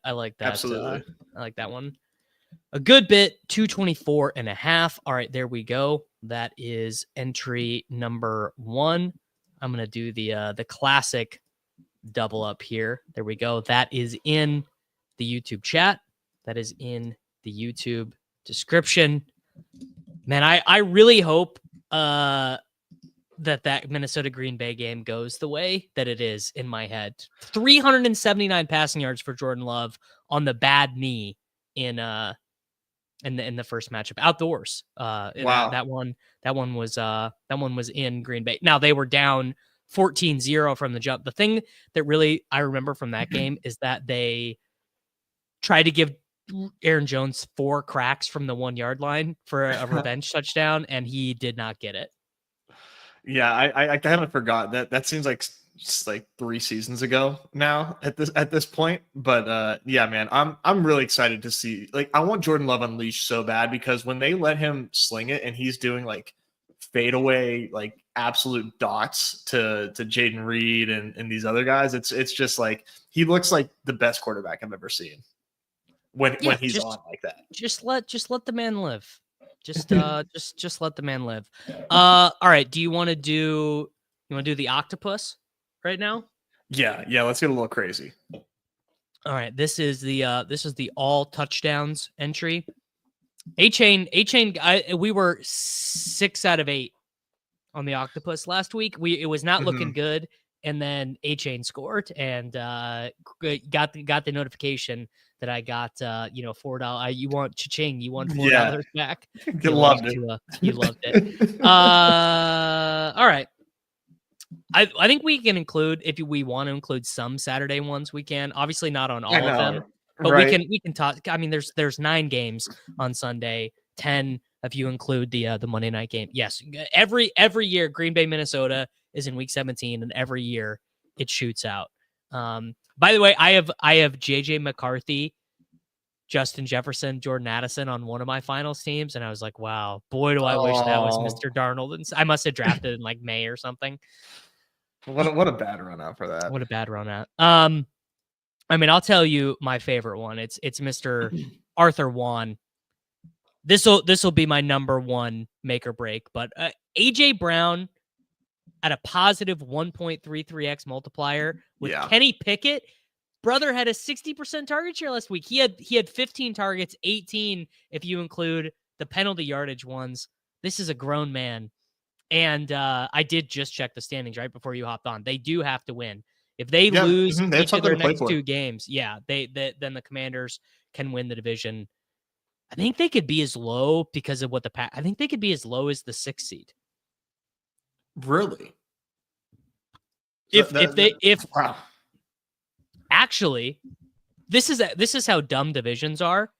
If they lose out and the Packers win out, they could be as low as the 7 seed, Nez. Holy shit. That would be a disaster. If they lose to the Cowboys, because there's no world. Never mind. There's no world where they lose to the Giants. Like literally none. Absolutely not. No, like it would be unforeseen. They would have to like throw that game on purpose. Yes. Yeah. Okay. So it's not that dire, but they would like to win this week just so they could totally rest everyone. I mean, same as the Chiefs this week. Like the Chiefs clearly went for it. They went for every first down in the fourth half. They were like, we just want to win this game and be done with it. So Arthur Juan, there we go. That is my top touchdown pick of the week. Yes, I forgot about this. Jaron Hall, man, started that game and they got benched for Mullins, and then Mullins went crazy in the second half. And then multiple Packers totally smashed last year. All right, who you got, Naz? I'm gonna take a little bit of a slightly lesser multiplier here. I want to do James Cook. I'm running it back with James Cook against the Jets. I think this game will probably be one of the higher scoring games of the slate. I think it's interesting the way that the Bills have, in these bonanzas that they've had with the Lions and the Rams, not necessarily so much with the Patriots, but I feel like they're a little bit more vulnerable on defense than I've normally given them credit for. So I think this game has a chance to be a little bit higher pace, and the Jets defense right now has just been atrocious. So James Cook seems to be a pretty huge part of the offense right now for Buffalo. I think him scoring is worth the 0.06 stock that we're getting. I mean, he just scores. Doesn't he have 16 touchdowns? He just scores every goddamn week, man. He's just good at the game. Good at the game, and the Bills are just a nightmare for opposing defenses. And James Cook's a huge part of why that is. I mean, Cook just gets 13 touches a week and then scores twice on him every week. It's just crazy. Yeah. He's a huge part of this offense right now. Yeah. All right. That was a negative multiplier. I'm gonna take a dumb one. Let's go. Let's get dumb. I'm gonna take. I almost did this. Yeah, I'm gonna take Kendre Miller 1.47x. You might be saying, Davis, dude, what about Jordan Mims? What about Alvin Kamara? The first thing is it's Friday. Kamara has not practiced. I don't think he's gonna play. I think if he does play, it'll be next week, and it'll be to get the 1,000 rushing yards, and then that'll be it. But I don't think he's gonna play this week. Kendre just had no shot to get going last week. Like there just was never a scenario where Kendre Miller, by the time, dude, MVS was out. The whole team was out. Yeah. They just said they were outdoors at the Packers. It was just total. We should not have taken the Kendre Miller rushing yards over last week. That was not our wisest. I must have been sleepwalking on that one. Oh, it was low. It was 50. It was 52. It was 52. It was 52 and a half. So it was whatever. But yeah. This is a different scenario. This is Nez. This week is the Jacksonville. It's the slop fest from last week. We're slopping it back up. This is much better. This is a much better situation for the Saints. I'm so pissed that minus 14 for the Packers was just like, oh my God. I was telling everyone I know they're going to win by 1,000,000 points. Yes. Would have been amazing. Rick, all the picks are both in the YouTube chat and the YouTube description. They'll be in both places. Yes, if you are a Twitch Primer, you have Twitch Prime, and you are subscribed on Twitch, you will automatically be added to the Discord, Mr. Don G. Donatelli. I actually was meaning to tell you that, Nez, that you guys should start double streaming your stuff. There's no penalty for it. It's insanely hard to grow on Twitch, but you guys also have you stream at night and stuff, and I feel like Underdog Chat you could hook up. I don't know. John could play MLB The Show or whatever. I think it would be a good idea. I've been thinking about it. I've been thinking about it, and like you said, no penalty, a lot of competition over there on Twitch either for this type of stuff. So shout out to the Prime members over there. Yeah, it's a good idea. Right now 3 people are watching on Twitch Prime, and shout out to all those people. They're very good folks. All right, there we go. First 3 legs of the Octopus: AJ Brown, James Cook, Kendre Miller. Who do you want to take next? Oh man, we do not have a very awesome menu of games to choose from. No, we don't. No, we really do not. That's why I'm allowing Saturday games. I'm going to continue to take the easy ones. And this one is so easy that we have to do it. Devon Achane to score is not as low as you think. And no, it's 0.89x. It should be about 0.62x. It should be like Derrick Henry-esque. It should be so much cheaper than this. I mean, honestly, we don't have to do it here. I would take it up to 2 in some entries. If you're blasting away tonight, slide that thing up. If you are blasting away, let's do. I mean, if we're taking easy ones, if we're taking layups, let's take. The same number. Numerology bros are lit right now. We're gonna take. Dude, put that in the Louvre right there. That is Slappy Central right there. Achane and Bucky in week 17, both at a negative rate, under 1 multipliers. Yeah, the only thing that could make it more slappy would be to take an Audric Estime and McBride touchdown. No, I've been absolved, man. I don't have to do the McBride. He's on the Saturday slate. Could you imagine if they just made McBride tutties 5x every week this season? You know what I mean? And everyone would be playing them, and they would never hit. It's just crazy to me the way his run out has been. Is just it's maddening. It makes no sense. This is a pretty slappy entry. The only thing that's keeping it from being super slap is James Cook. But got to do the Bucky at 0.89x. I mean, come on. I mean, even while we're on this game, man, what do you think about Chuba? I don't hate it. I mean, I think they might get flooded a little bit, but Chuba is getting every touch inside the 5.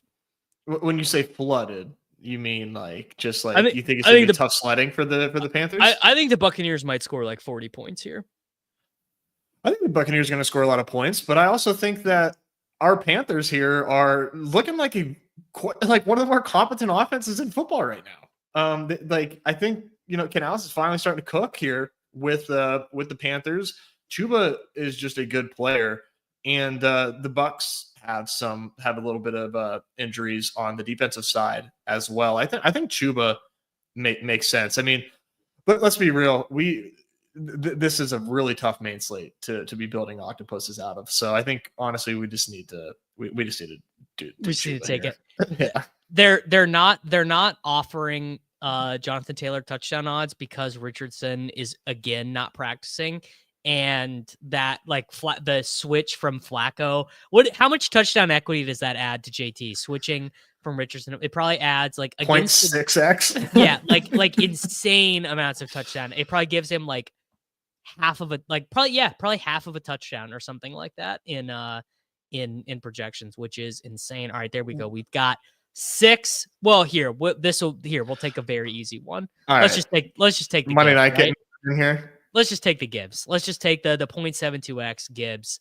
I mean, Come on, bro. What universe are we in where we're not relaxing? Nez is about to win the slow puppy. Yep. I'm about to win the puppy 3, and Jahmyr Gibbs just with a no sweat 0.72x. touchdown. And now you can do. I will toss it over to you. You can take our final touchdown here in the Octopus. All right, let me. I was a little distracted because when you brought up the Anthony Richardson stuff, Connor in your chat asking if Downs is in the lobby, and he is. And I slid Downs receptions up in an entry this morning. Oh, no, he's not available now. Oh, I'm so sharp, it's insane. Yeah, that was some good stuff, man. I apologize for not announcing that sooner. That would have been great, but RIP. Yeah, when he comes back up, be ready to pounce on that. Yes, be super ready for that. I don't. We could do. I was gonna do Bijan. I mean, Yeah. I'm taking all the easy stuff, but I mean, this puts us at a 67x, and like, yeah, that's pretty strong. This is basically 67x for Kendrick Miller to score because everybody else here is scoring. Because everyone else is scoring. Yeah. That's you make a really good point there. And Kendrick Miller's going to score too because I'm taking him in 6-man BRs. But 6-man BRs, by the way, I couldn't. There's just too much going on. I've only done like 15 or something because I'm like, I'm going to end up. My whole teams are going to be swaps. Just like the entire team is going to be swaps. The entire plane out of swaps. There's so many guys who are like legitimately questionable. Yeah, it's such an ugly week. Plus, it's obviously extremely spread out with the Saturday and Christmas and Thursday. Shit is just nuts. Yeah. All right, let's do real quick. Let's do Saturday only. Okay. And we can. Well, actually, let's filter and see if there's anything particularly good on Saturday over on Unabated. Or probably, I bet Cardi's going to want us to take. Cardi is going to want us to take lowers on Chase Brown, and we're going to have to tell him no, thank you. You're going to have to tell him to learn ball. You have to tell him to learn ball. I don't think he's going to like the Chargers, or May, I guess. And that was I could do Bo Nix lower passing yards. I could be very easily talked into Bo Nix lower passing yards. I also love the. Oh, we could run back. We run back the Jaleel. We did rushing attempts, so let's do rushing yards. Gesicki lower receiving yards. I mean, that's free. I like the permission to take a Kyron lower unless you don't like it. No, absolutely. 93.5 rushing yards is so many yards. He can score twice. He can score twice and still not get there. Herbert lower completions. I love that one just because there's absolutely no reason. They're gonna get Dobbins back in this game, and they're just gonna flood this team. And Yoshi Voss lower receiving yards. I mean, there you go. That is. Thank you, Unabated. Yoshi Voss lowers. I actually this season did lose an 8-legger because of a Yoshi Voss lower that hit. Oh. But just and we will, of course, over on Underdog, we're going to add the Chase Brown touchdown into this. I mean, come on. So wait, what do we have right now? We're going to make this 6. Yes, we have Jaleel lower rushing yards. Yep. We have Herbert lower passing completions. Yeah. We have Mike Gesicki lower receiving yards. I mean, that one with T healthy just feels like cheating. T is going to play, right? Somebody in my DMs was talking to me, and they said that he might not play. He's banged up, but he's going to play. I mean, this is a playoff game for them, dude. This is the biggest game of the season for them. Yeah. 93.5 rushing yards lower for Kyron, and Yoshi Voss lower receiving yards 26.5. And then we are going to add a Chase Brown touchdown at 0.83x. I mean, that feels a little light to me. Do you want to do 6 or do you want to add a slappy play in here? No, I like it. I think 6 is good. I actually did this once with the 5, and then because I can't do standard entries greater than 5, so then I'm gonna do another one. I did the reuse button, and I'm by the way Chase Brown for this. I did figure out why I was able to do standard with 8. Yeah, and it was because I think they let you do it for soccer. Okay. That's how I was able to do 8 as a standard. And I think it was because there was a lot of like sub 1x multipliers. I think that's why it let me. Okay. Yeah. I've never. I get the little. It's dithered out. I can't do it. Won't let me. Yeah. All right. There we go. Let's do it.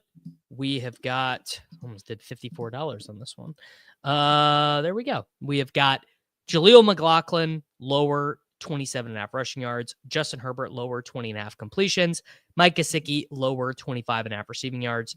Kyron Williams lower 93.5 rushing yards. Andre Yoshivas lower 26.5 receiving yards. Chase Brown to score a touchdown. That is the Saturday only. All right, man. Are you ready to do the Hateful Eight? Are you prepared? I'm so stoked. There's so many good ones to throw on here. It's so hilarious. True. Shitty week. Not a lot of plays you like. Great week to take. Great week to take some lowers. Where do you want to begin? Let's start. Are we gonna do Saturday here, or I can do a Sunday. I can do a Sunday. We could do either. We could do both. We could do 2.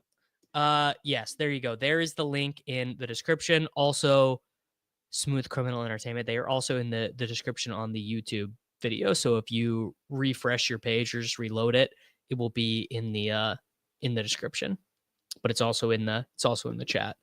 All right, man. Let's start hating. Let's go.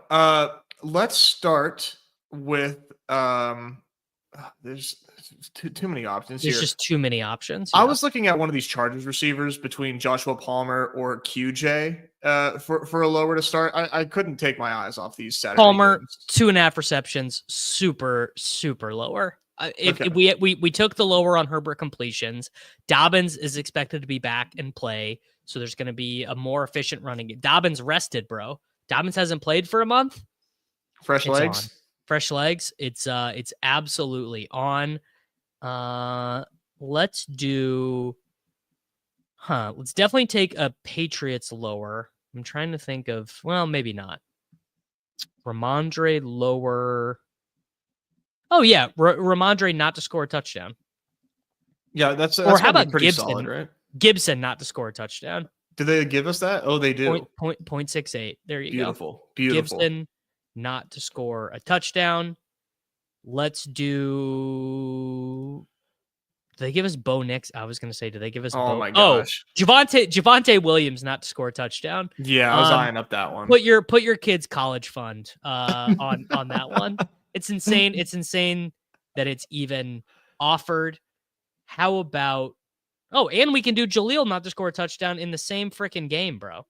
That's got to actually be helpful, I would think. I think that might actually give us some positive correlation. If you say it does, because one of them should every once in a while you will get things like this. I just love. I mean, dude.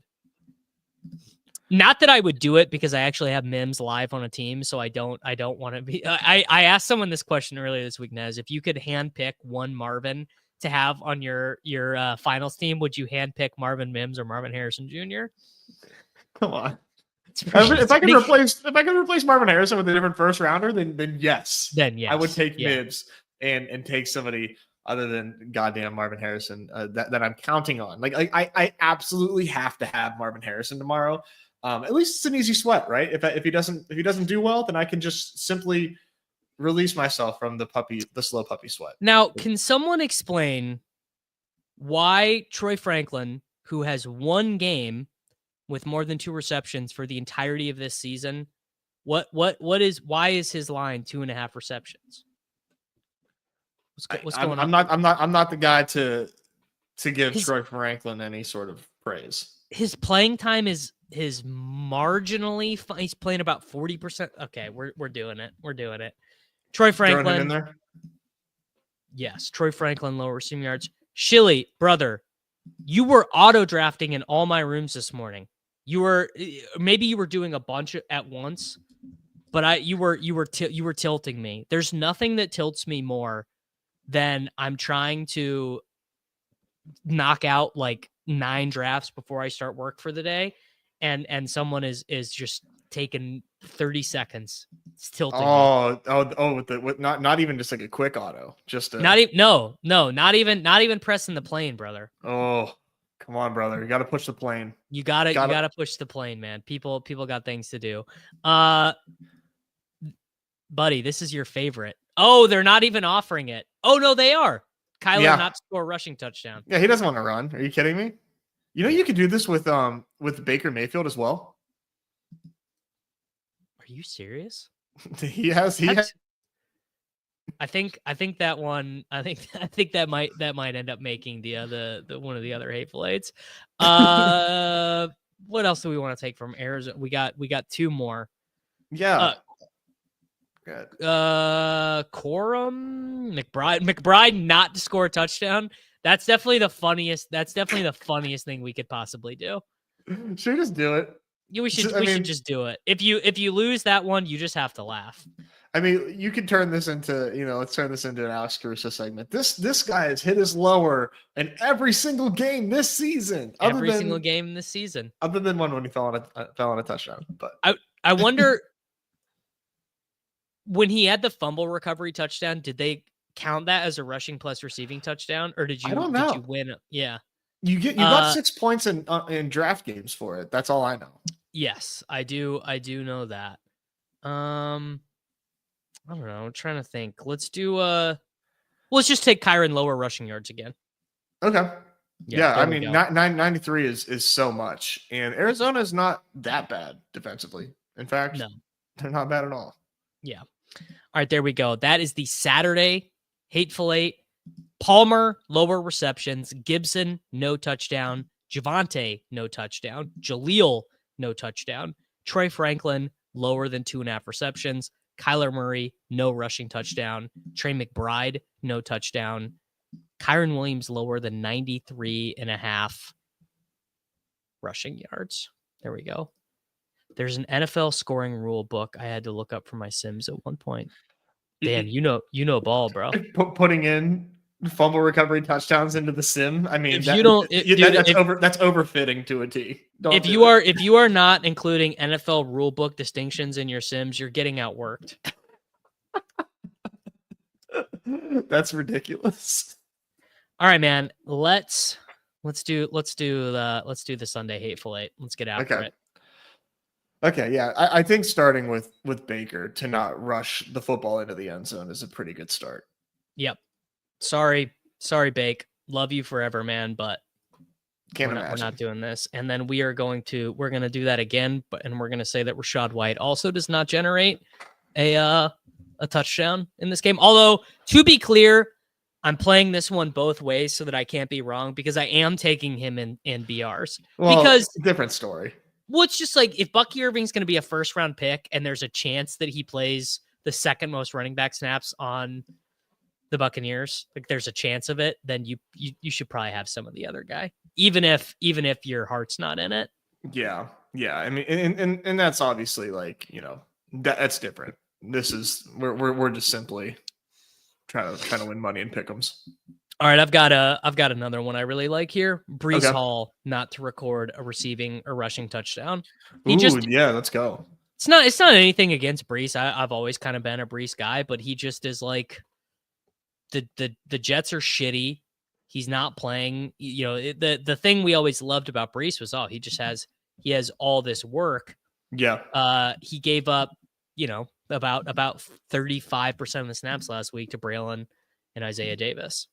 And Rodgers just does not want to run the ball. He wants to get touchdowns. He gets to the 5-yard line. And he's like, "Where is Devontae?" hit the goal line fade. That's all he wants. I want to. I think. I mean, I was really excited about my Carolina team in general here. I mean, we got to do a lower on I think Leggett or Thielen, and I think Leggett is the lower here. Very similar multiplier. Yeah, let's do no tud for Leggett. I thought they might be getting audacious enough to give us no touchdown on Jalen Coker, which would be oh my god, legitimately hilarious. What? Oh, Tyrone Tracy, buddy, I am so sorry, but we're doing it again. What? Yeah. Did he score last week or did we win that one? He did. No, he caught a touchdown. He right. went back to his wide receiver role and caught a sick back of the end zone toe tapper. I thought there was potentially a chance that they would give us a Drew Lock no rushing touchdown. Oh yeah, right. Because he's been a little feisty. Yeah. All right. There we go. Sorry, Tyrone. It's nothing against you. I actually like you quite a bit, but we got Josh Downs back in the lobby. Just FYI. Just FYI. All right, Mr. I got no Colts, so I must have caught it in the middle of a refresh. Yeah, I think so. I accidentally hit Control R, so it popped up. What's the Tajay Spears number? You want to hate on Tajay Spears? I don't, but I get the sense that he's not even listed. Yeah, I think they're waiting on Pollard stuff. What about, do we have ETN or Bigsby? Yeah, we do. I think we do no ETN. Yeah, no to score or no to score. No to score for ETN. Yeah, that just because there's been no role consistency. Absolutely none. Like it's just like, oh, Bigsby's the goal line back. Oh, it's just so you just could catch a price. That is insanely bad. I'm wondering what the Jerome Ford no is. Do they even have it? 0.78x no on Jay Ford. Yeah, I think Miami's just a pretty underrated defense. Just anyone associated with Mr. Thompson Robinson. Yeah, right, and on top of being tied to him as well. And NPC Robinson. All right. One more on this one here. All right, I have one that is painful, and this is hard for us to do. I think we should do under 68.5 receiving yards on Kittle. 1, they might get pumped. 2, what if Debo's back? If Debo. Oh, that's a good question. If Debo is back, if he's a competent NFL player again, that should have a huge impact on what Kittle's role has been. For a 6-9 49ers team, I think we do George Kittle lower 68.5 receiving yards to get us to an 11x multiplier. All right. I feel like they're going to be chucking a lot in this game. You think they're going to chuck a lot? It does sort of scare me. If I can give all right, let's do. I got a better one. Okay, you give me the alternative. My alternative is Rico Dowdle lowers. This Cowboys. I need him. I have him on 2 of my 3 final teams. I can't do it. I can't do it. Overruled. Nope. I got totally a better fair. one. I got a better one. They're chucking it. How about we take lower 1.5 receptions on Ricky Pearsall, a man who went 5 weeks of being a starting NFL wide receiver and had until that Miami game, from between November 17th to December 12th, he had 2 receptions in 5 games while being a full-time player. Yeah. No, let's do it. He had 4 last week, but like you said, I mean, 3 in those 3 weeks prior, 2 receptions. Let's hate on Ricky. Great story. Great story. Love, really enjoy Mr. Pearsall, but you're not catching 2 passes. I'm sorry. Yes. All right. The Hateful Eight. All right. Now we got to do the slider. So we were just hating. We just hated a lot. Now we need to do a super slider for guys that we think are bound to smash. And I will let you go first. If you want to give this a refresh, I think we got to do something with Josh Downs. I agree because there's such a chance that Flacco plays this game. Yeah. Like a very big chance. And the base numbers are going to be so wrong if he does. Yeah. So I like him just to catch quite a few passes this week. All right. By the way, JSN, not last night, but the week before, dude, he hit our super slider. Yeah. Oh no, he was 1 short. We had him for 9 receptions. It must have been off and on the clock because we did that over there too. Yes, he got to 8, but he I did see a green JSN dot. There you go. All right, so these are our options. We can do Downs, super slide him up to 6.5, or if we take Joshua Downs to 89.5 receiving yards, we can get him to 3.32x. So 3.32 for receiving, or we can't really get that. It's 6.5 is pretty, like seven catches for 82 yards and a touchdown.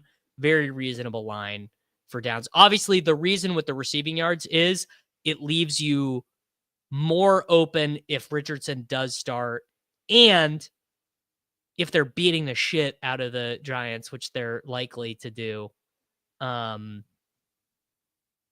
he can get the yards, but is not going to get the receptions. Right. Yeah, let's do let's take the higher multiplier with the receiving yards. 89.5. 89.5 Joshua Downs receiving yards. I mean, look, man, you can't really beat it. All right, well, I'm gonna do the easiest one. Aren't you worried? I'm not. I'm actually not at all. I'm taking Justin Jefferson to 100. We'll do 119. We'll do 119.5 receiving yards in what should be one of the Giga Smashes of all Giga Smashes. It needs to be. It should be. It should be. They're in the dome. This should just be an awesome game. And I think the reason why we're able to do this with Justin Jefferson is the fact that they've been beating the shit out of teams. And his game logs just don't look great, but he's still Justin Jefferson, as we have seen, as evidenced by the last couple of weeks there. So yeah, it's so funny. Justin Jefferson, a consensus fantasy disappointment. Ask anyone, like, dude, Justin Jefferson, 1,400 yards and 10 touchdowns with 2 games left. I mean, it's really unbelievable that is. He's going to be a top 3 pick next year. Yeah. It's really unbelievable.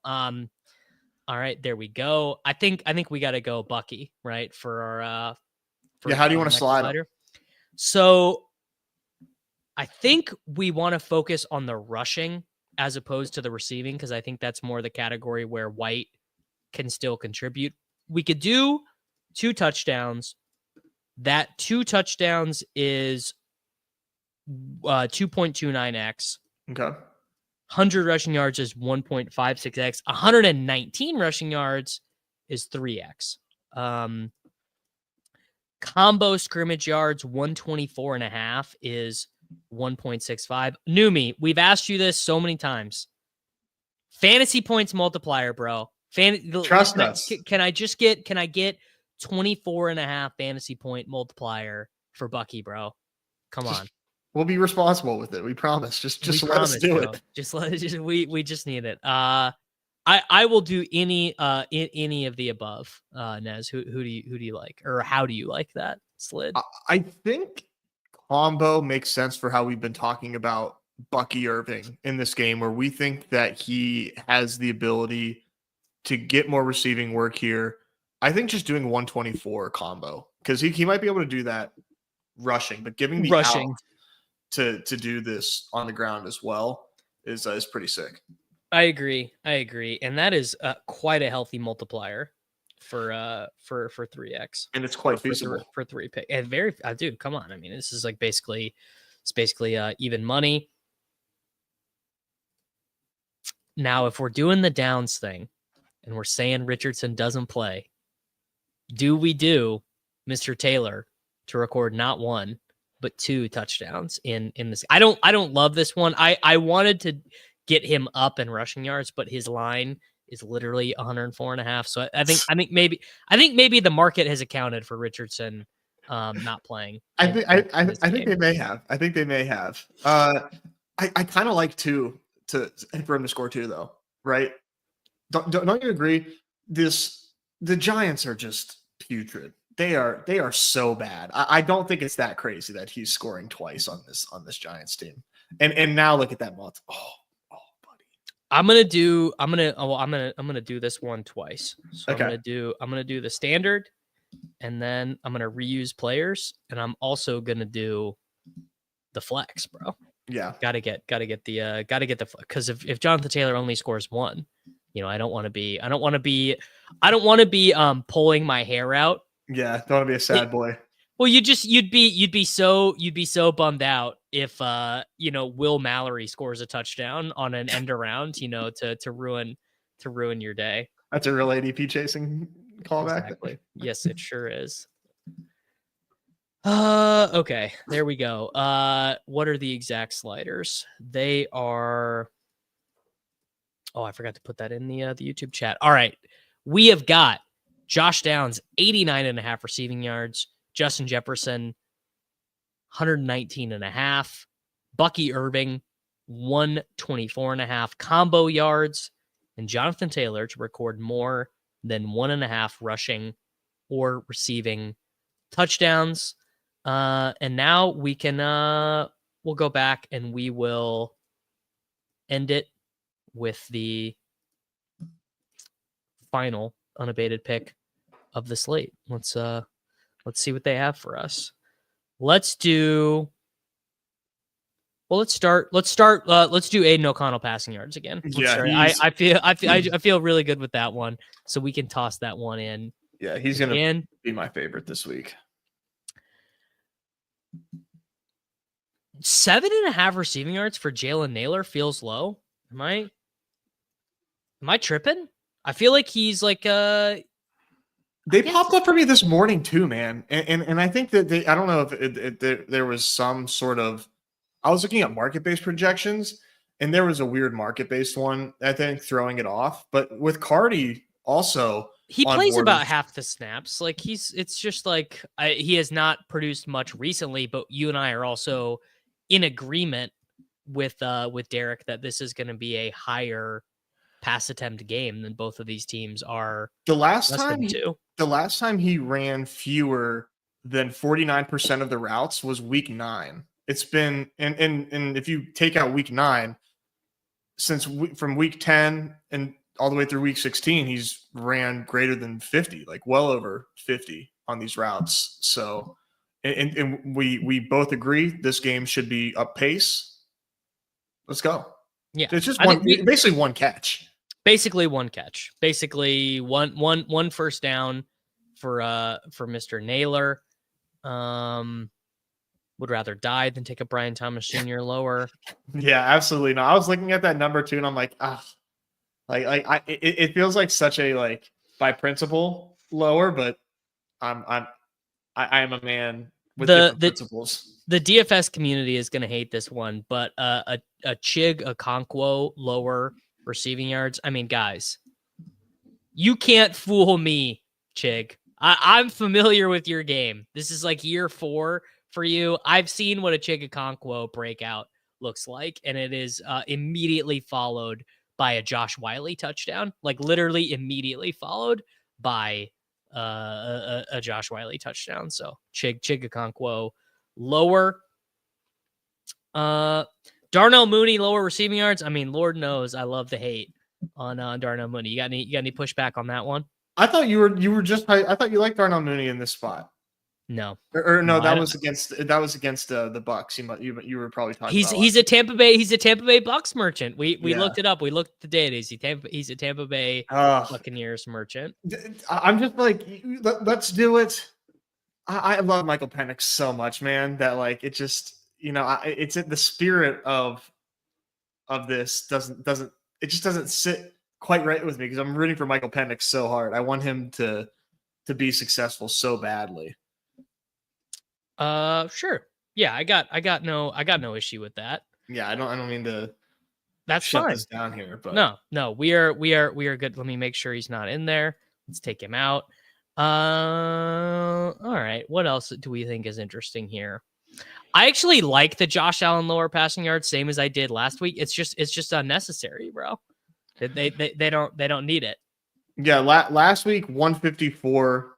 I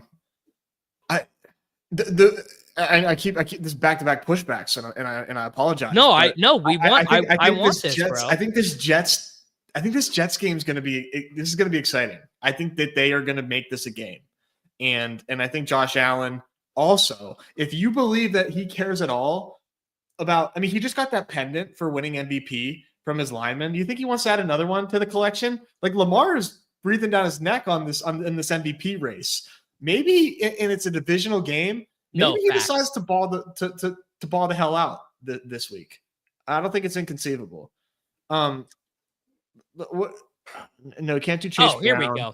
Calvin Ridley, lower receiving yards. We can agree on this. We can agree on this. All right. Give me. Well, Anthony Richardson. Oh, Brandon Cooks lower receiving yards. I mean, that is. Yeah, that's what is that at right now on Underdog? 32 and a half. Yeah. Yeah. I like all the lowers on the Cowboys, man. I mean, other than Rico, obviously, we're yeah, come on, dude. Rico, but the Eagles. No, just give me two Ridley. Give me two not two. Give me two Rico touchdowns from the from the 3-yard line, and you can win your lowers, and I can win the puppy 3 and the mini schnauzer. That's all we need. We're gonna win something, Davis. This is our hard work can't be for naught. Our hard work can't be for naught. You know what? I'm just teasing Naylor up to 19.5 receiving yards because if he catches one, he's catching two. All right. There we go. There we go. Cardi, big update on Allen, has him at 191 passing yards. I bet. I mean, he's probably updating them literally right now because he does his prop show like an hour after we get done here. So he probably does a big update right before he does that. And then we've got our boy, not Kool-Aid McKinstry, Aiden O'Connell, 244.5 passing yards. And here we go. This is our final leg. We're feeling good, man. We're feeling good. We slopped it up a little bit. Oh yeah. We got some Hateful Eights. The mitten 2 is out. I mean, bro, like does life get better than this, man? Somebody in our Discord tags Numi at 11 o'clock at night on Christmas Eve asking when mitten 2. Tagged him. Push notification. Hey buddy, when you dropping the mitten 2? It's Christmas Eve. Dude, that right there is unconscionable. You really can't do it. That's so bullish. It's so bullish. Oh. All right, you want to do a mitten 2, then get out of here? Of course. Fire this up, man. We got to be the first one to draft the Chiefs stack. Oh, I've already done 20 mitten 2s. The contest is 2% full. Well, dude, I think the market is not quite caught up to what should be happening. Mahomes should be the second pick, and you can get him. Sometimes if you play it right, you can get him in the 3rd round. Also, people are sketched on the Lions now. This morning I got a Gibbs, St. Brown, Goff start. So I was like, dude, I'm just shipping the mitten 2. Did you go two QBs on that? Were you still scared of the bye? Oh, the Lions I'm just drafting everything like the Lions get the bye. Same. That the Vikings, the Vikings have the potential to like literally invalidate my portfolio by winning the next 2 games. Yeah. Like, end of the day, the Packers winning this game for me, not the end of the world, because I will have teams that legitimately probably can't. I will have some teams that are 5 Vikings, 5 Chiefs, like literally will score 0 points in round 1. And it'd be death. Now I get a little scared when I do my Chiefs, but like, dude, it's simply too good to be drafting Chiefs right now. And who knows if that'll change. I think after this week it might change. But people are just okay. There we go. And it's over. And there you go. It's well, I would imagine Mr. G Tambo 03 Red Badger probably is a badge bro. I would assume he's a sub. He knows. Yeah, very well. I got one of these this morning. Josh Allen, St. Brown. Yeah, people are they're just vibing, man. So when this happens, you can't fool around. You got to do Gibbs Goff. I would agree. When the whole first round is quarterbacks, because the thing is you can't. Let's try and push it. Because it makes. This guy, you think this guy's going to... Well, it makes no sense for the Barkley drafter to take Goff. Yeah. Let's do Amon-Ra, I guess. But then, like, you know what sucks? Is, like, if we whiff, like, you know what we're building? We're building... Texans. Texans, Steelers. Yeah. Have you thought about like how hard it is to? I mean, I know you have because you've drafted thousands of these. How hard it is to build one non-Ravens, Chiefs, Bills, AFC teams. It's simply a fruitless exercise. Actually, the higher EV thing to do is to treat the Lions as advance rate wild card or divisional round conference championship pieces, and then take Vikings or take Packers, because I think the Super Bowl equity of non-Chiefs, Ravens, Bills, AFC teams is 0. I think there is no universe where the Bengals don't make the playoffs where any other team is able to get through. All right, this guy is going to take off. This AGO guy, he took Henry. Yeah. He's going to take off coming around. Probably. And that's going to stink. And I'm surprised that this guy was able to get James Cook here. We'll see though. Maybe there's hope that this guy is just like, I'm drafting the best skill players. Like, I can't believe they're letting me take I don't even know who's available, but I was going to suggest if we went Goff, then we go like 2 Chiefs. Cause like, Worthy's going here. Which is where like where Worthy should be going. People are now, this fucker takes like what? All right. I told you when he took Henry, there was nothing else for him to do. I think you're right, dude. Let's build out an NFC Super Bowl. We don't need to go AFC. I'm done building in a theoretical world. Like what the sidekick would want me to do right now would be to pivot and take AFC pieces. I'm done with it, dude. I'm taking Aaron Jones and Jordan Addison. Yeah. You gotta just treat these guys as like really strange NFC. And I don't give a shit how the bracket lines up right now. I will when we get a clearer picture. But like you said, just hoping that this is very rare NFC Championship get through pieces that most people are not doing. It's what you have. It's what you simply have to do. Because and we can take 2 Ravens players to set up a Lions Ravens Super Bowl or a Vikings right. Ravens Super Bowl or whatever. Like it's worth it to try and get. Like, you should do that sometimes because having Gibbs, St. Brown, and Goff is a crazy start. Like that is a start worth trying to have. But that's the thing, is trying to draft around a Texans, Chargers. Like no one believes that's happening. The only thing that could happen would be the 8% out that the Bengals make the playoffs, get in, and they somehow make a run. But there's just, dude, the Texans scored 2 points against the Ravens, bro, at home. Yeah, and they're not getting anybody else back. They're dead on their feet. They're totally dead. So I think what might be a good idea for us at this next turn is to take Hollywood, and we set up Vikings, Chiefs, or a Bill. Vikings or Bills, or Chiefs or Bills, yeah. Because the thing is we know 2 of our first 4 picks are going to not be available. That's true. Yeah, we already have some buy. Yeah, and sometimes when you draft a dusty team, the best thing you can do expected value wise is just get your $3 back. Seriously, like, so if you're like, well, this team, I don't disagree, but we're gonna make it out. If the expected value of this team is low because it's locked out of the AFC side. So like, let's just take a look here. So we got Vikings, right? So we're gonna need. We could do Pacheco Hollywood. I think if you do Pacheco Hollywood, man, like you're good. Then that's 6 players to score for us. Actually, you know what? No, I'm taking Darnold because we're literally 100% stone dead without him. We actually need to take. We could take Hollywood. We can take Hollywood. I think you do Hollywood, and then we should be able to get Hawkinson on the way back. And then we probably want to take an AFC quarterback. We probably want to take, because this team doesn't care which team gets the 1 seed in terms of Super Bowl.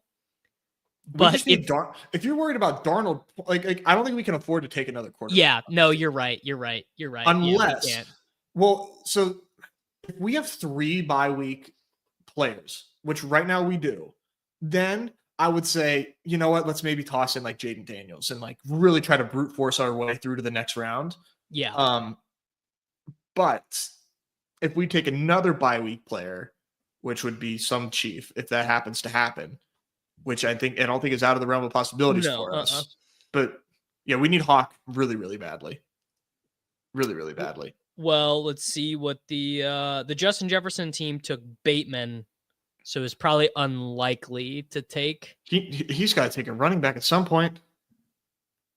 Yeah, he's gonna do Gainwell and Justin Jefferson, or Gainwell and Justice Hill. Yeah, I'm glad that we did this. That would be GTO for him. I think so. Well, he's already pivot, though. I think it's you pick up more Super Bowl equity. You pick up more 100%. Final, because just like, look, man, no one believes the Steelers are making the Super Bowl. Not even Nez. No, I don't. I for a minute there thought that they could, and there goes Hawkinson. So yeah. So who's going to be our chief here? Is it going to be Hunt? Yeah. Okay, I was going to say Hunt or P. Ryan. So we do Hunt. Is Hunter, what's E. Coxer doing? I know him. He was at the Dog Bowl. What's he up to? I'm so confused. We do Hunt, and then we just need. Yeah. What about so? How many do we have now? 4 bye week players. We need Lad McConkey. We need Lad, or like Sutton. Go ahead. I think you should do Hopkins. And then we try to just thread a needle. I think that locks us out. Go Lad. That's too many. It's too many wild card players missing. I know we would literally be handpicking the 5 that we need to get us through. So I get being we can always take Noah Gray coming back around, who honestly is going to project for the same amount of points as Hopkins by the wild card round, or by the divisional round anyway. I think probably. This Hollywood stuff is bad for Hopkins. Yeah, he's still gonna he's still gonna run 80% of routes. All right. So assuming the Lions get the bye, our wild card round is Darnold, Jones, Addison, Ladd. So we need one more. We could take one more Chief, and Hopkins might come all the way back around to us. We need one more Chief, and we need one more wild card round player. Any player that is active. Mike Evans, coming off this bad game, is now really, really freely available, which is great for trying to advance. It's what's going to happen to Buccaneers ADP when the Commanders beat the Falcons and the Buccaneers beat the Panthers. It's going to completely revert. Mm-hmm. It's gonna be you got to take Bucky Irving in the 5th round again, because the Falcons do need a Bucs loss, right? Or they're in control of their own destiny. Technically, the Falcons are ahead right now.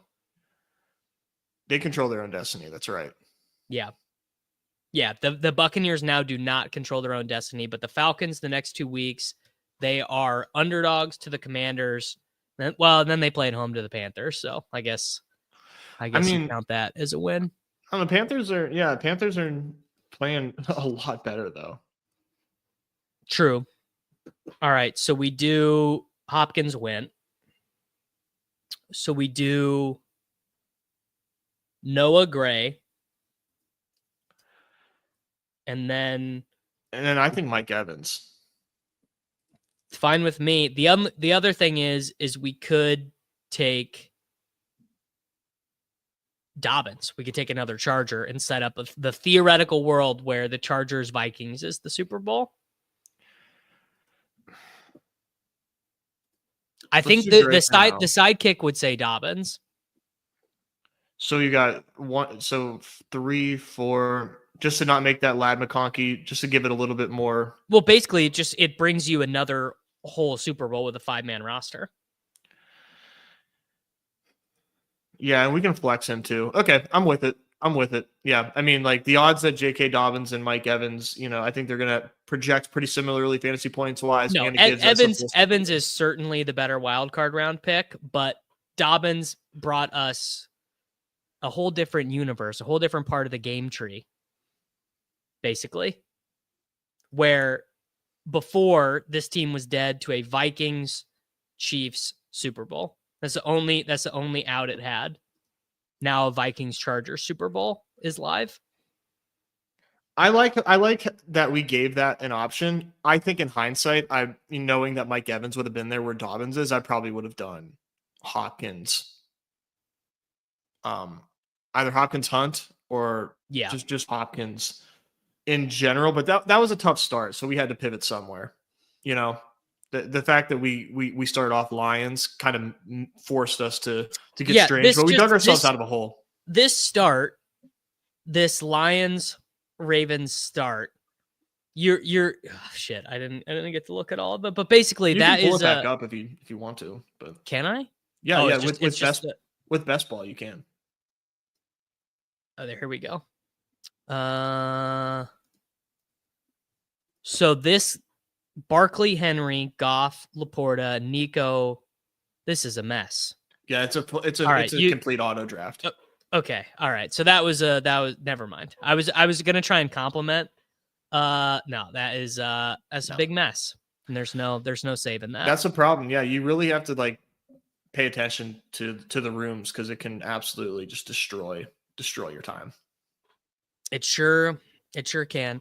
All right, Nez, tell the people about Off and On the Clock and the Badge Brothers. I'm going to go in the customization direct to Off and On the Clock right now. Thank you. And then we'll get out of here. Yeah, Off and On the Clock. We are going live in an hour and a half. Myself, Pete Overzet, and John Warner, aka Roto Run, is TBD. He's out doing Canadian awesome things right now. When is this guy ever? Is he ever around? What is going on, man? He just I feel like he's on the show about once a week, and he pops into the Discord. Never. What is the deal, dude? Just lives the most GM lifestyle ever. So yeah, we're Off and On the Clock. And we're talking 6-man drafts. They're very, very gross. So I think you're going to want to tune into us. We're going to help you out with those drafts. We fire even more pick ems over there. That's every Friday. It's a good show. And then for premium Badge Bros members, $5 a month, I do Friday night streams. That's going live tonight at 10 Eastern. We're going to be doing some gauntlets tonight over there. And it's just a good show, man. It's a good channel. We give away a lot of alpha. Helped one of our viewers win $7K yesterday in the NBA streets. Shout out RJ Barrett. Shout out Laurie Markkinen. So come over and get some alpha with us. Davis, as always, I appreciate you for letting me come on, man. I appreciate you. Everyone, if you guys liked the tools that Nez and I were using, you can check them out over at unabated.com. I will be back with all of you this afternoon, 3 p.m. Central Time, 4 p.m. Eastern, with Neil and Karain. Then Sunday morning, full NFL DFS stream. I'll see y'all then. It's Short King Summer, dude. It just feels like no one in fantasy sports ever learns anything. Does he mistime it, or is Brock Bowers just a grown man? Brock Bowers is just a grown man. Dare I say, Rich, football might be back. In the words of Lane Johnson, this offense looks constipated. It's Short King